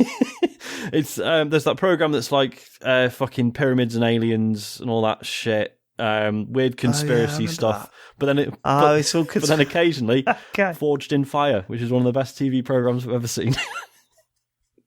Wait, is that the one where they make shit out of the? Yeah, it's Bake Off, but with swords. It's incredible. Yeah. I've seen Proper a bit of that. good. I've seen a bit of that. Was the either that or do you remember Live TV? The What? TV This is the channel concept. called Live TV. No, I I do don't. remember live TV. Yeah, No. it was dreadful. Yeah, weather in Norwegian. Yeah. They had, Topless darts. some of Topless Okay, Darts. Yeah. see where this is They going. had some of the most offensive programming you can. I can't even tell you what some of the programs were because they're actually offensive to talk about. Yeah. That was a weird period, wasn't it? It was. I mean, I was just remembering. Does Men and Motors still exist? Or is I that? fucking Men and hope Motors so. always makes me Can't laugh do, surely. because it's actually an awful title, isn't it? Because it's like the programs are for men, but about motors. Do you know what I mean? Well, and boobs. No, that's what I mean, though. That's why it's like because they couldn't Yeah. call it tits It was and like motors. they had a. What was the? There was a magazine that was like that as well. But maybe it was Men and Motors, the magazine as Possibly. well. We just opened it up and it was just. I've never You're not thinking about Max understood Power the- magazine. It might be yeah. Max Power. I've never understood the combination of here's a naked lady and here's a full on the escort. car. Yeah. You go, okay, fine, I guess. It's such a weird. It's the Clio. But look, some boobs too. So enjoy our magazine. Anyway, Sonic. Yeah. Yeah, I'm looking forward to the second one, but I think, as we said previously, the first one had so low expectations. But everyone says this new one's better, and it will. If the second one's better, we'll keep watching them until they turn out to be bad. Well, if Sonic's anything to go by, this is the last good one, surely. Yeah, it's only a matter of time. Yeah. Quite like Sonic 3. No, 3 was good. Sonic 3 was liked. No. Sonic and Knuckles was alright. It was. Actually. Sonic 3 and Sonic and Knuckles, they were good games, though. Oh, next. Okay. Last piece of news is, as I said, the surprise of nobody. Breath of the Wild 2 has been delayed until spring 2023. Matt, can we make the episode title, please? Surprise of nobody. Can we make that the episode title, please? Done. Yeah, I mean, it's we kind of knew this was coming, right? Yeah. Mm-hmm. We hadn't seen a thing of it other than that. Was there new footage shown, or did There they was, just show the old There was, footage? yeah. again? Right, I wasn't sure if it was just stuff we'd seen. And Yeah, I didn't forgotten watch any about. of it. Was it? Did it look good? Yeah. It was kind of splicing between the stuff we'd already seen, so it wasn't until afterwards. Like, Right. was that stuff with the hand and the sword different? And now people are trying to find out theories about. There's a bit where Link has got like a black hand and looks very similar to Ganon in a previous trailer, and now people are like, what does that mean for the theories? And there's some stuff about the lights. There's an orange light next to him. Who's that? Who could that be? Who could that be? This is coming out on the next console, right? No. I don't know. There's not going to be another I think it console might for a come while. out with either a beefed up Switch or the next console. See, I don't think there's going to be like a beefed up Switch in the next 2 or 3 years. I just don't think it's going to happen. There will be either. Yeah, maybe that puts that. No, I don't think there will be. But I wish there was, but I just can't see Nintendo doing it. It took ages for... Because all the chip shortages and all that kind of thing, it's just... Yeah.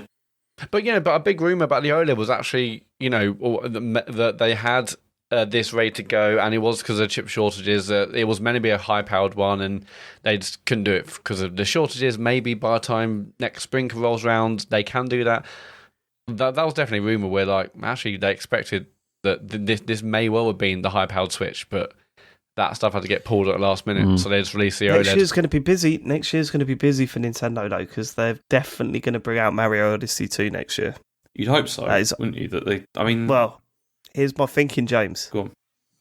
Movie's out next year. Yeah, that's true. Yeah. Mm. Oh, imagine that. Mm. Ash was saying to me the Bring other day, the movie like, there out hasn't been like a new about a Mario month game later. for ages. He was moaning about it. Yeah.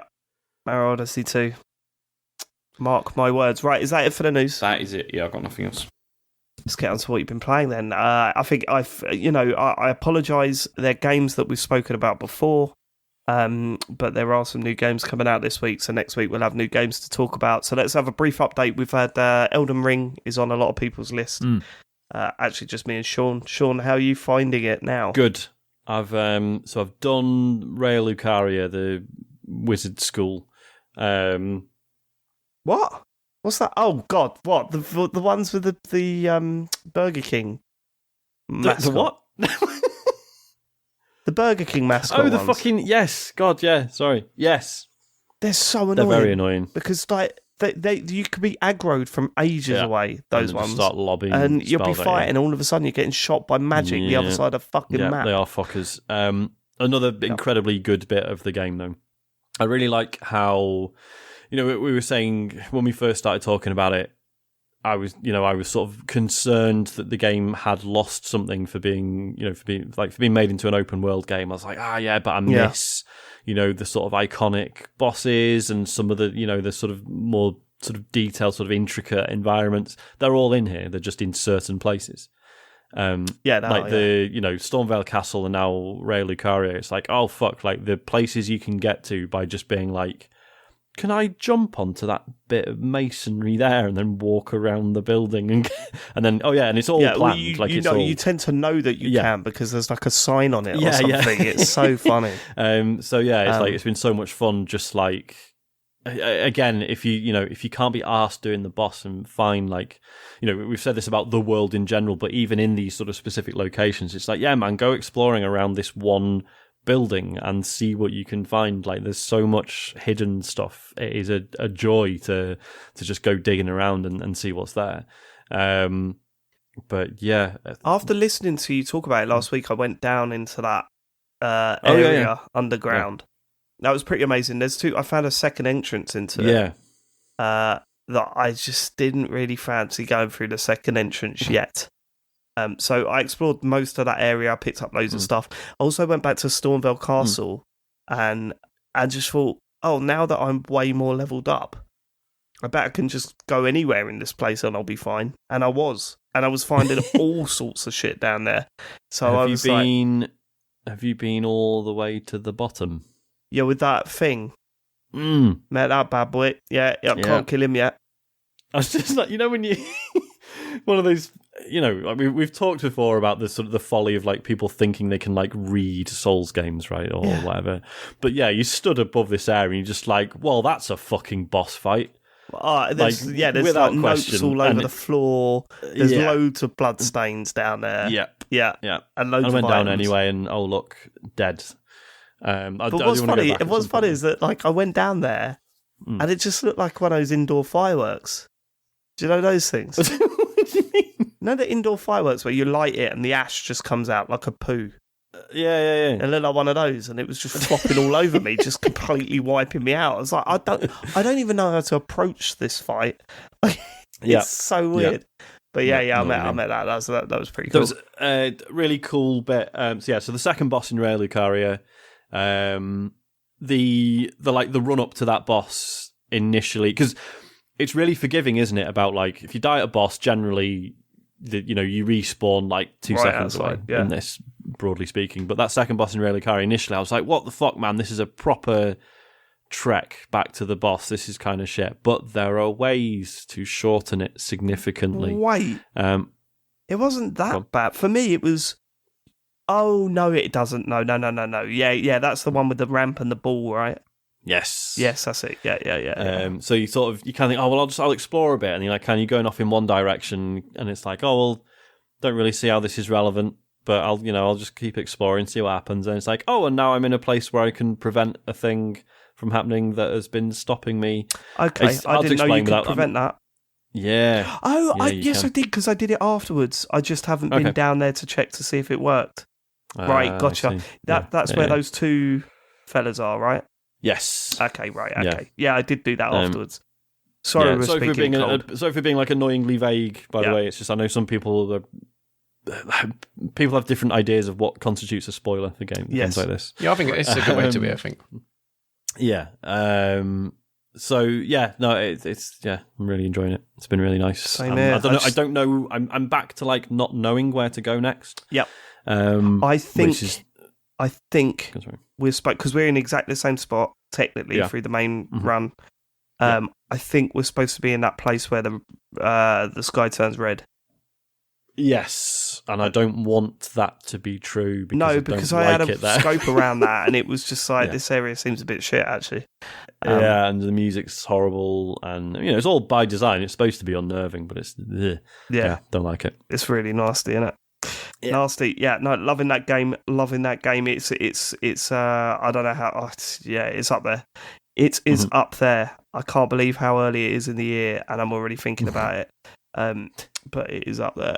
The other game I've been playing this week is Kirby and the Forgotten Land. Nice, me too.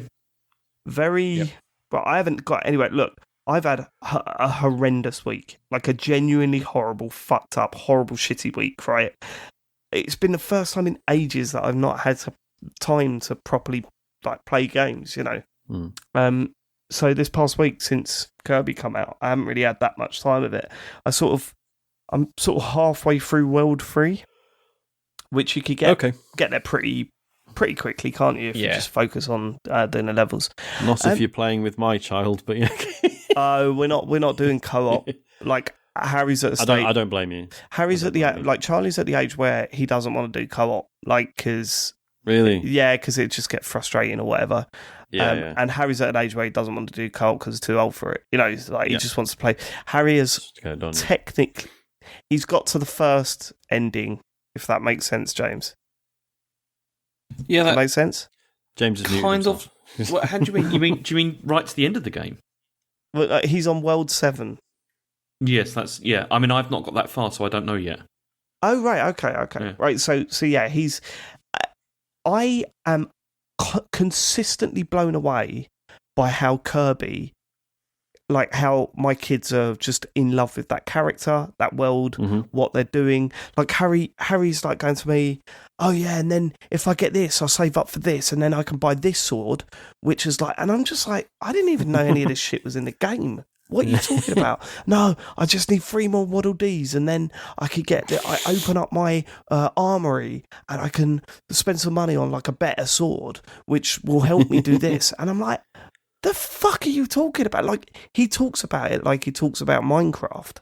Now, I don't know how. Like, I look at that game and think this is a very straightforward platformer. No, there is more depth there. Oh my God, the depth that he speaks about it is just nuts to me. Like, it's crazy. See, I've got up to, it's the 5th area I'm in now. And I mean, I'm loving it even more. I think this is so good. Like, and I think you're right. The World 3 is the turning point. Like, even the brief time I've spent in World 3, you notice a massive jump in what you're doing and what you're seeing. Like, definitely. I mean, that's really what you were saying last week, James, about I hadn't got, at that point, I'd only done the first 2.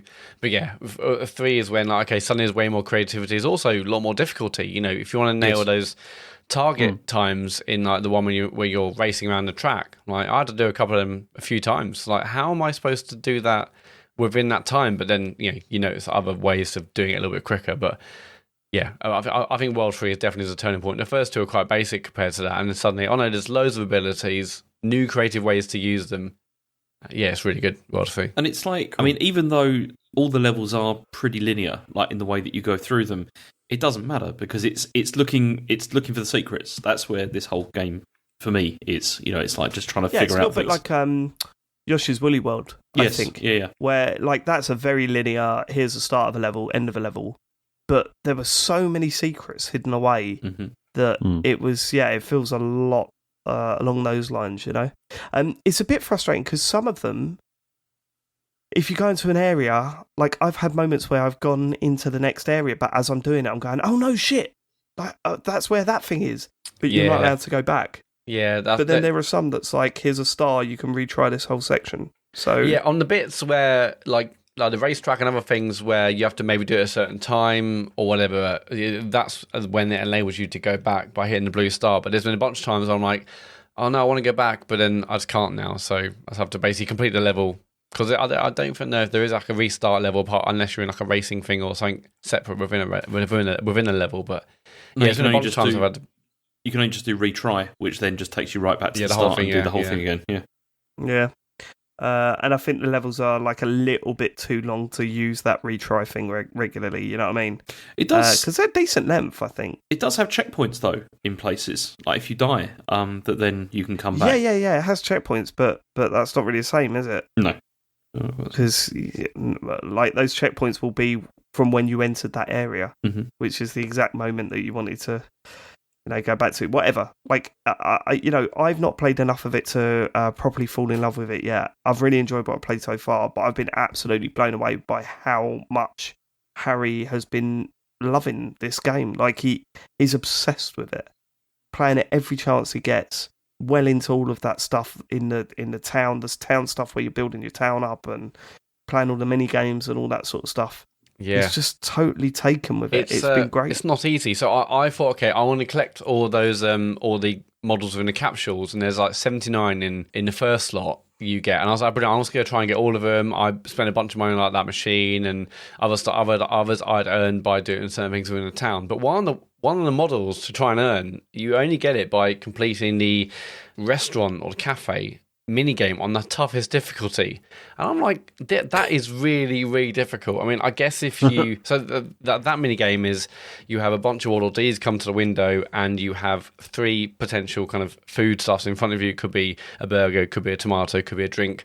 And then you see like a picture start emerging and then you quickly select that thing and then so on and so forth, and you have a timer and it counts down.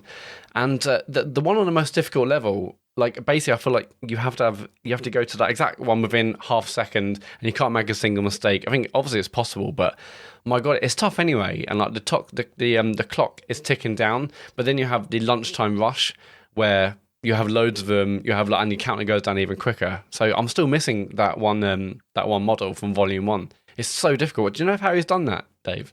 Well, no, I don't. I don't know how far he is with that stuff, but he does say it's hard. I've not tried any of those side stuff yet. I've just been playing the main game. I've not really done any of those yet. Okay, yeah. Yeah, no, I mean, as you say, the target times you get on some of the bonus levels and that are just ridiculous. Like, I don't even know how you do them. But I'm playing this like I play all my Nintendo games, where I'll get to the end first, and then I'll start looking at all that sort of the stuff that you clearly need to do a little bit later. You know, I can deal with that stuff later. Right now, I'm just going to focus on getting the story done and then going from there. Would I say it's up there as some of their best work? Absolutely not.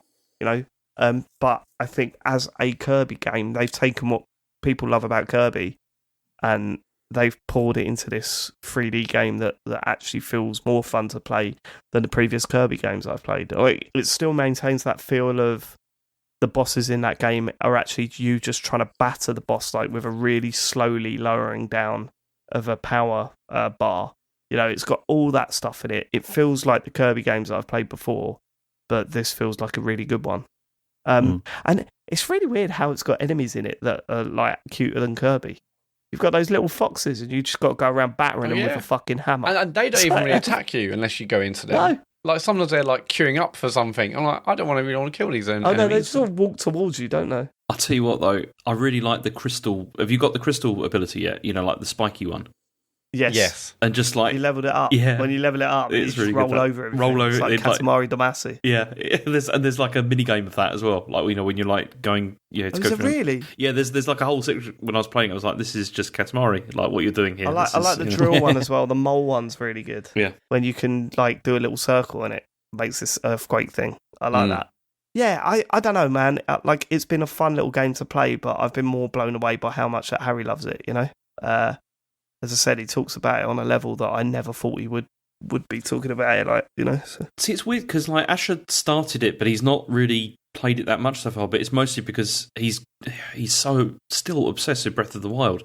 He's got one more shrine to do, and he's done them all. Like, all 120. Holy shit. Which is just crazy. I don't know how, you know, and he's... Every shrine? Yeah, he's been across the whole map and done just, like, all of them. And, he's on 120 nearly. And never forget that, when I put, like...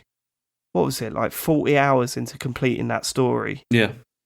And then putting another 50 hours on just doing extra shit. Yeah. Like, that is totally unlike me. But yeah, what a game. He's put so much into it, but he's loving it, so yeah. Right, that's kind of everything that Matt, Sean and I have played. James, have you got anything else to talk about? I've only got a sort of brief update on Horizon Forbidden West because I think I'm close to the end of this now. And I've still got I've never been more happy with myself for tapping out of a game. I'll be honest with you. I can't. Yeah, okay, go on. I mean, I've still got really mixed feelings about it because, as I said, the narrative in the game is just mostly nonsense. And the biggest problem is that the story itself, like the main overarching story, isn't bad. It's just quite tediously written, I think, and not very interesting. And just the way, you know, it's so drawn out. Like, everything is so drawn out, and that's the worst thing about it. And the side quests are also really hit and miss, I found. Like, I've done a lot of them, like, pretty much. I think I've nearly done all of them now. And some of them are great, but then there's... You've nearly done all of the side quests in this game? Yes, nearly, yeah. Fucking hell. And it's just mad. But then it's the thing is, occasionally you get ones that are really good, and this is really enjoyable. Like, there's one where you're climbing skyscrapers in San Francisco, and it's fantastic. Like, you know, there's massive views, getting up, like trying to figure out where to get up. It's brilliant. But there's also far too many where they just duplicate pretty much the same quest line and do exactly the same thing. I'm sure you did one of these, Dave, where it's like, a person has gone missing. Let's follow this person with my trail on my focus. Oh, God, yeah. And they do that repeatedly, and it's just like, you walk into a village and it's like, oh, there's a quest available. You go, it's like, my husband's gone out and I've not seen him for weeks, and can you go and find him? And it's just like, it's the same thing. Oh, he's been attacked by machines. Oh, that's a shame. Maybe I'll find his corpse or whatever, you know, later. And it's just it's just too much. There's just far too much of like that sort of stuff. But then, as I said, there's other things which are really good. Like, Matt, did you do any of the cauldrons at all? I did a couple of them. And I thought that I loved the way that how different it looked to the rest of the world. I just did the main story ones. I didn't do any side ones. See, the cauldrons are really great. Like, they're nice little sort of like puzzle temples that have got like environmental. They're all environmental puzzles, basically. Of like trying to figure out. Like these are ones that I heard about that are like the tombs from the Tomb Raider reboot games. Yeah, they're kind of like that. And there's about I think there's 5 of them totally. There's 4 that are just on the world, and there's one that you have to do because it's like part of the main story. And I really enjoyed those. They're great. Like, you go in there and they're very creative and very interesting to get through. And as Matt said, it's a different sort of aesthetic as well to like the rest of the world. Oh, I didn't realise. So I mean, the ones in the main campaign are basically just there's a million enemies to kill, and I was like, I don't really want to do more of this. Mm-hmm. But I didn't realise if they're more puzzly, then that sounds a bit more. Yeah, a bit more like something I should have done. Yeah, they're completely more puzzly. Like, it's all just like sort of figuring out how to get from A to B, but using weighing things down and all that kind of stuff, and it's great. I really enjoyed that. It's just the game is too long, man. It's just too long. And that's the problem with it. There's just too much repetition, and there's just too much content. And that's not a bad thing if you've got like a lot of interesting things to say. But I don't feel like this does have. It's just a lot of repetition and a lot of padding, and that's the thing. And as I said last week, it's like if these games cost 70, if we're having to pay 70 quid for these games because they cost so much to make smaller games. And because they don't need to be this big, they really don't. I don't feel which is a shame. But there's something which has kept me playing it though. Like, I'm mostly enjoying my time like playing it. Particularly the combat, I really think is great. It's just I couldn't care less about the story at all, and about about what's going on, and that is a huge failure as far as I'm concerned. Like, with a game like this, there should be a hook there that makes you want to care about the characters that you're spending time with, but it's just not there because they're not interesting. I did find it weird that there's a character that comes in quite late, and I was like, I wish more of the story was about that, or wish that came in sooner. I think I know which one you mean, and also I'm very worried that that's going to form a major part of the ending. But we'll see. Yeah, it's I really like the side missions where you climb up and try and get the lens of those towers. I wish there were more of them. There's only like 5 of them. I could have done them all over the map. But that was just a fun little climbing challenge, and they're pretty quick, pretty easy, but satisfying to do. See, they had those. They kind of duplicate that later with the drones. Like, so they got like drones. I did a bunch of them. Yeah. That you can like find across the map. There's also like black boxes that you have to find as well that are like from downed like aircraft and stuff. I mean, some of the concepts are quite interesting. Like, there's one of these. There's this whole thing of like these people that are like kind of worshipping these soldiers that were like a group that have become known as like this sort of like massive folk hero, even though they were just soldiers that were like from the pre-era, and they've given them like these sort of mythical sort of like connotations to them, and all that stuff is kind of interesting. It's just that the way it's told is really tedious and just far too drawn out is the problem. The game could be half as long and it would have been a lot better. Yeah, I need to sell that video game. I'm never going back to it. How much did you play? An hour? I don't know. No, it was more than that. It's 3 hours, something like that. I got to the mainland, or the Forbidden West, and I did a few missions there. Did that awful first factory mission where you had to, when you first go into the old abandoned factory things. Yeah. Oh Jesus, that was awful.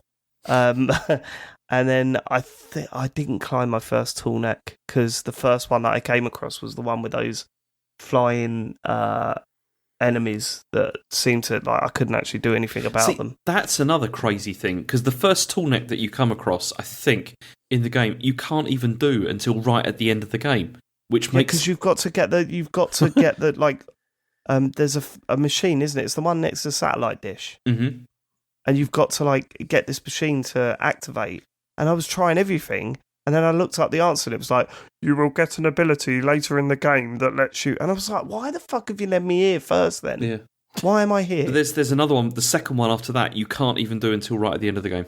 Which is right, okay. That was a way of going, Dave, you're wrong. Actually, it wasn't that one. No, it was another one. No, because I was just clarifying, because otherwise we'll get tweets. And it's it's the second one. I had done a bunch of them. I was like, why can't I do this? And then I also looked up. I was like, well, why move that further across the map? Don't have that right there. That should be one of the last things you see if you can't do it. It's just because you would not know unless you looked it up. So I didn't like that. Didn't like it. Oh well. Okay, well, I also feel a little bit sorry for that game because the first game came out when, a big revelation in open world gaming also launched alongside it in Zelda Breath of the Wild. Second game come out along Elden Ring, and it's like, I cannot wait for the next Horizon game. Cannot wait for it. See what else comes out next to it. There's going to be another amazing open world game coming along. Isn't the third one coming out in spring 2023? Go. There we go. Right. Okay. Is that it for what we've been playing this week? Yeah. It is. I mean, I've also played a bit of Kirby, but not enough to really add anything yet. I'm only on the start of World 2. Isaac just wants to keep replaying the first few levels over and over again, which is great because that's what he was doing in the demo. And I thought, I'm going to have to buy him the full game because this is driving me mental. And he still just wants to play the same levels. So it's going good. You're having the reaction that I had you're having the experience that I had with Harry and Mario 3D World. That's what it was. That first level, I played that 1 million times. Killed me. Which is fine, because it's amazing seeing Isaac get his head around it, and he can do those levels flawlessly now. But it's come on, man, do you want to try the next one? Just one more.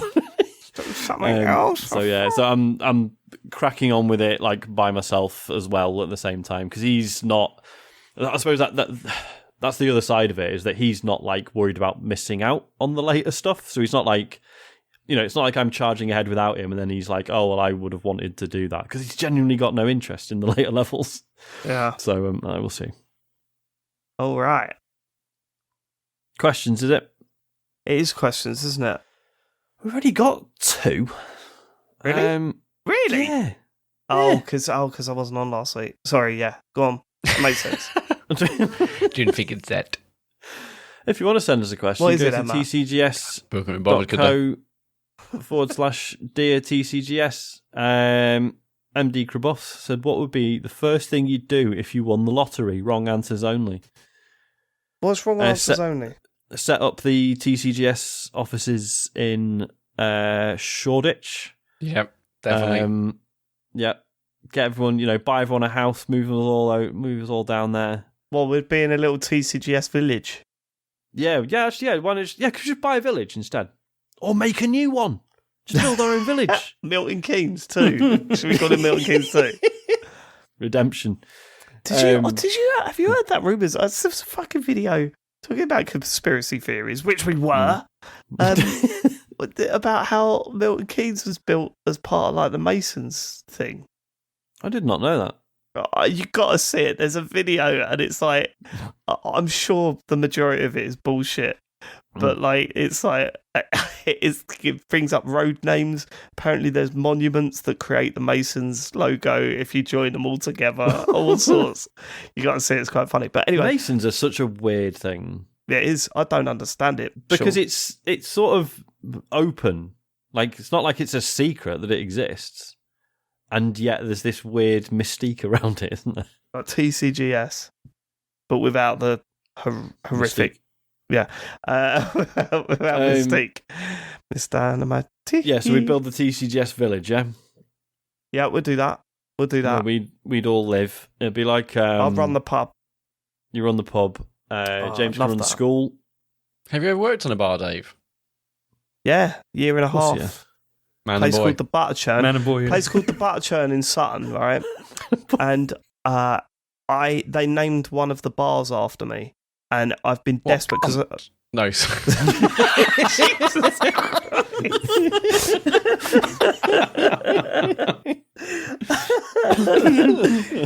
No, they called it Elmo's Bar over one of them, and I've always wanted to go back in and see if it's still called that, because that was many years ago. But I might have to do so you that. used the name Elmo in real life?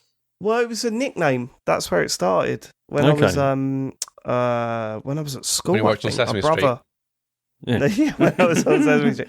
My brother used to call it me, and then he said it in front of me school friends once, and then it was there, and then I've worked with a couple of my schoolmates in this pub, so right. Yeah, I see. So just I always assumed that was just an online moniker. Yeah. It was as well. It's all part of it. Cool. That came after Sega Dude. Sean, or Cockney Dave, one of the two. My first online name. I'd run the pub. Matt, what would you do? You'd be, I don't know, in the town, window cleaner, would you? No. I mean, actually, can I work in a pub too? That's one of my favourite. Probably one of the happiest jobs I've ever had working in a bar. Okay. Really? Well, I mean, come for an interview. And if you impress me, I've got a lot of experience. I'll give you a job. That's gonna go on. Or you be a team leader at the bar at Bourne Legend. It's the holiday park, so I know how to run bars. I bet you took the fucking piss there as well, though. I bet you were like just having drinks whenever you want, like nicking drinks all the time. Well, no, is that true? It's a family. It's like a cabaret bar with all the, Fine. It's Bourne Leisure. It's not. It wasn't really that kind of bar. I did that at bars at uni, sure, but not a Bourne Leisure. I bet you nicked at least one bottle of spirit for your like dorm or whatever. A dorm? No, I lived in a caravan. Caravan then. You nicked a bottle of spirit for your caravan, yes or no? I don't think I was that much into spirits. I mean, so maybe a box of beer, I don't know. Box of beer. Right, so you've failed your interview, Matt. I am not hiring you. You fucking got me. Are you going to turn around to your boss and say, "Oh yeah, I nicked a box of beer once for my caravan"? Look, it's a little thing I like to call morale. That's very important to team building. That's true. That is true. Yeah, let's do it. That's what we're going to do. We win the lottery. Maybe this is when we have to be a do the live Euros show. one though, wouldn't it? You can't just do that on a normal lottery win. Yeah, because it's 40 quid not. these days. So what's the point? Yeah, it's not. Can't really do anything. When with that. I used to do it, sorry, Sean, you go. I was just going to say, when we do the live show, do we just kidnap everyone? Oh, what the fuck, Sean? This is not a way to sell tickets, Sean. Where's that come from? And then be like, guess what, guys? Now you all live in our village. 15 quid's a small price to pay, I would say. For tickets are still available. To be released. Probably in TCGS. Probably a good point to point out that they're non-refundable. The tickets. There are also, even available. if I had intended to kidnap all of you, I don't have the means. So don't worry about it. He ain't got it in him. He's not got the minerals. No follow through with me. But Sean, there's still 2 months. You could learn some stuff. I'm gonna come up with something. Just like I just turn up at the bar with just a giant net over my shoulders. Like what? John, reconsidering whether I should take the car with you, Sean. That's the point. Yeah. It'll say sit in the back, and you get in the back, and there's a cage in between the driver and the child locks are on both doors at the back. I mean, James, when you meat Sean, if Sean is wearing a black and white striped top and like a little Zorro type mask, then you know. What, like the Hamburglar? Yeah, I was going to say there's like a bag with swag. Yeah, exactly. Yeah, for people. Okay. What would we? If we won the lot, that's what we'd do. My really dated thing, when I either did lottery or thought about lottery, now I don't think about it at all. I was like, the first thing I'll do is I'll build a go-kart track. I want a go-kart track. That's what I want. You're shit at go-karting though, Matt. Well, that's what I need to practice. That's why he needs his own track. Yeah. Good point. Okay. It's not about being good, it's about having fun on my own in my go-kart track. No one can tell me if I'm good or not. Exactly, yeah. No, that's a good one. I genuinely, where would you move? Would you move? No, I wouldn't. I would move house, but I'd stay in the area. Yeah. I would live in Sutton, but I would have a flat in central London, so when I go to Millwall and that, I could just stay there for the night. City pad. Travel home when I want. Yeah. Be good. Overlooking, I don't know, the fucking Shard or some shit. I mean, you have homes in every major country in the world, wouldn't you? A lot of places in New York or Australia. I like hotels, mate. Yeah, honestly, guess the problem. You're gonna have you ever gone to a villa, stayed in a villa, say in Spain? I mean, I stayed at a relative's one once, but 9 times you go over there, you open up the fucking front door, and it's a bit musty. Yeah, it's the upkeep as well, isn't it? You'd have to man. Yeah. Admin, land taxes, exactly. Just go for a hotel, mate. Just figured I'd Airbnb it when I wasn't there, make a bit of money on the sides, and then I'm here. What a load of hassle! But why would you want to do that? Fucking 50 quid. Good point. You're a multi-millionaire. Go to a hotel. I want to walk in and just go. My bag's up to my room. You can do it now, by the way. You can do it in Travelodge. Where's the buffet? You can do it in a Premier Inn now. Obviously, they'll say no, but you can still do that. Okay, Is we'll it try a that breakfast then when we go to buffet? Sheffield. Is the sausage included? Yeah, the whole thing. I still think I'd be like a bit tight though. If I was like say I got like 150 million pounds or whatever, I'll still be like, I ain't spending that on trousers. That's a bit much. They're taking a fucking piss, aren't they? I'd like to think I can still recognise a fundamental waste of money. Like, yeah, says the man with a £60 gaming table. Yeah, what's wrong with that? Sorry, mate. I say you're very defensive to that. It was a little gag. It was a gag. Okay, right. What's the next question, Sean? Maria Mendieta says, "Dear TCGS, complete in box.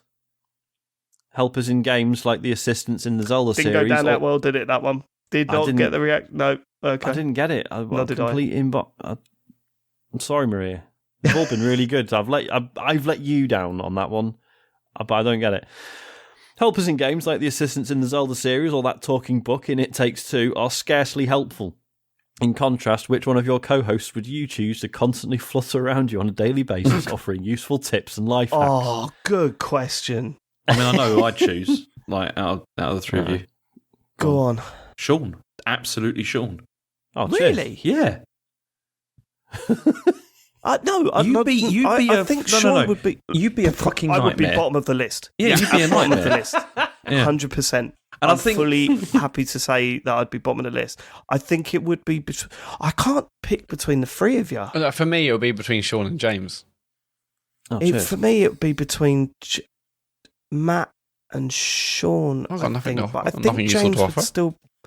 James could be. Yeah, Matt, you'd be like, well, no, actually, if you don't buy that because I've got a coupon here for. You know what I mean? Matt would be. I mean, love you, Matt, but I think you'd be too high energy for me. You know, like you don't know me at all, do you, James? There'd be too many suggestions, and I think I don't think I could handle it. I think there'd be a lot of. So Matt, yeah, love you, yeah, but let me break you down.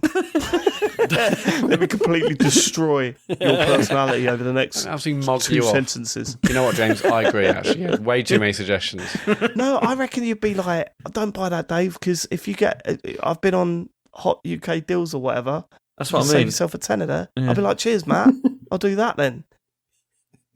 But he does that now anyway, and I just ignore him. That's the problem. Shame. Mate. Shame. Sean would be quite handy, and James, I think. James, you wouldn't want me in your head. Trust me. I think I would. I love you so much. I'm not kidding. I just love you. You're just your ways and everything. You never fail to make me smile. Like with your ways and the way you are and that. No, Having that in my head 24/7 is like a dream. Actually, no, I don't think you want me in your head. You really wouldn't. Wouldn't be helpful. No. Wouldn't be useful tips and life hacks. But just the fun that I'd have. I'd depress the fuck out of you. Seriously. No, you can't depress me because the things that you moan about, I laugh at. Thanks. Sorry, James, but it's true. Sean would be pretty useful as well. He'd always have tips on where to go and what to do. Yeah, I'm going to go Sean. I mean, for that alone, let alone all the other stuff. Like, you won't be without a good eatery wherever you go. That's exactly it. It'd be like exactly where to eat. It'd be fantastic. I'm going James Farley because my life would be genuinely better because of it. Just walking around and I'd be walking around and go, quick, James, there's a new football player that's just signed for Chelsea. Name him. And just hearing what he comes out with. Go on, James, name him. Complete unknown player. No one knows who he is. He's just signed for Chelsea. His name is Steve Daffodil. Brilliant. Like, how I would never get tired of that, Sean. That is just pure entertainment every single minute of the day. Yeah, guaranteed. Apple are just bringing out a sandwich. They're bringing out a sandwich, James, that they're selling worldwide. You can buy the Apple sandwich. What's it called? iFood? No, that's not good. That'll do me. It's different these days, though, because these days it would just be Apple food. That's true, yeah. Oh, yeah, they do the eye thing so much, do they? Yeah. Are they really? It would just be Apple. It's just been Apple. Right, are we done? Yeah, I think so. I think we might be done. Questions-wise, we're done. Should we Nip in Let's socials. get social wise. Nip in, nip out. Yeah, so as we mentioned, we're getting extra TCGSCon tickets on sale. What now? Did you say nip in, nip out? Yeah. Why? Because we're going to get in, going to get out quickly. Okay. We're not getting in or out quickly. Can we get on with it? I would have, but I got interrupted. That's why I want you in my head, James. That assertiveness. Go on. Okay, yeah, so extra TCGSCon tickets are on sale. As we mentioned, tcgs.co/TCGSCon. Don't miss out, there's not many left. This Thursday, Sean is streaming Sea of Thieves Thursday at 9 p.m. on twitch.tv/TCGSCO. What will you be streaming, Sean, specifically? I don't know. It's just going to be... Well, basically, because, with everything went... everything got fucked the other week with the Nuzlocke stuff. I haven't resolved the technical issues yet, and just at the time everyone's like, fuck it, do Sea of Thieves for a bit. So I will. I fucking will. Nice. It might not be like a permanent fixture. Maybe get one of these three fuckers on. Who knows? But yeah, it could be. I think it'd just be nice, just a little chill hangout thing. Oh yeah!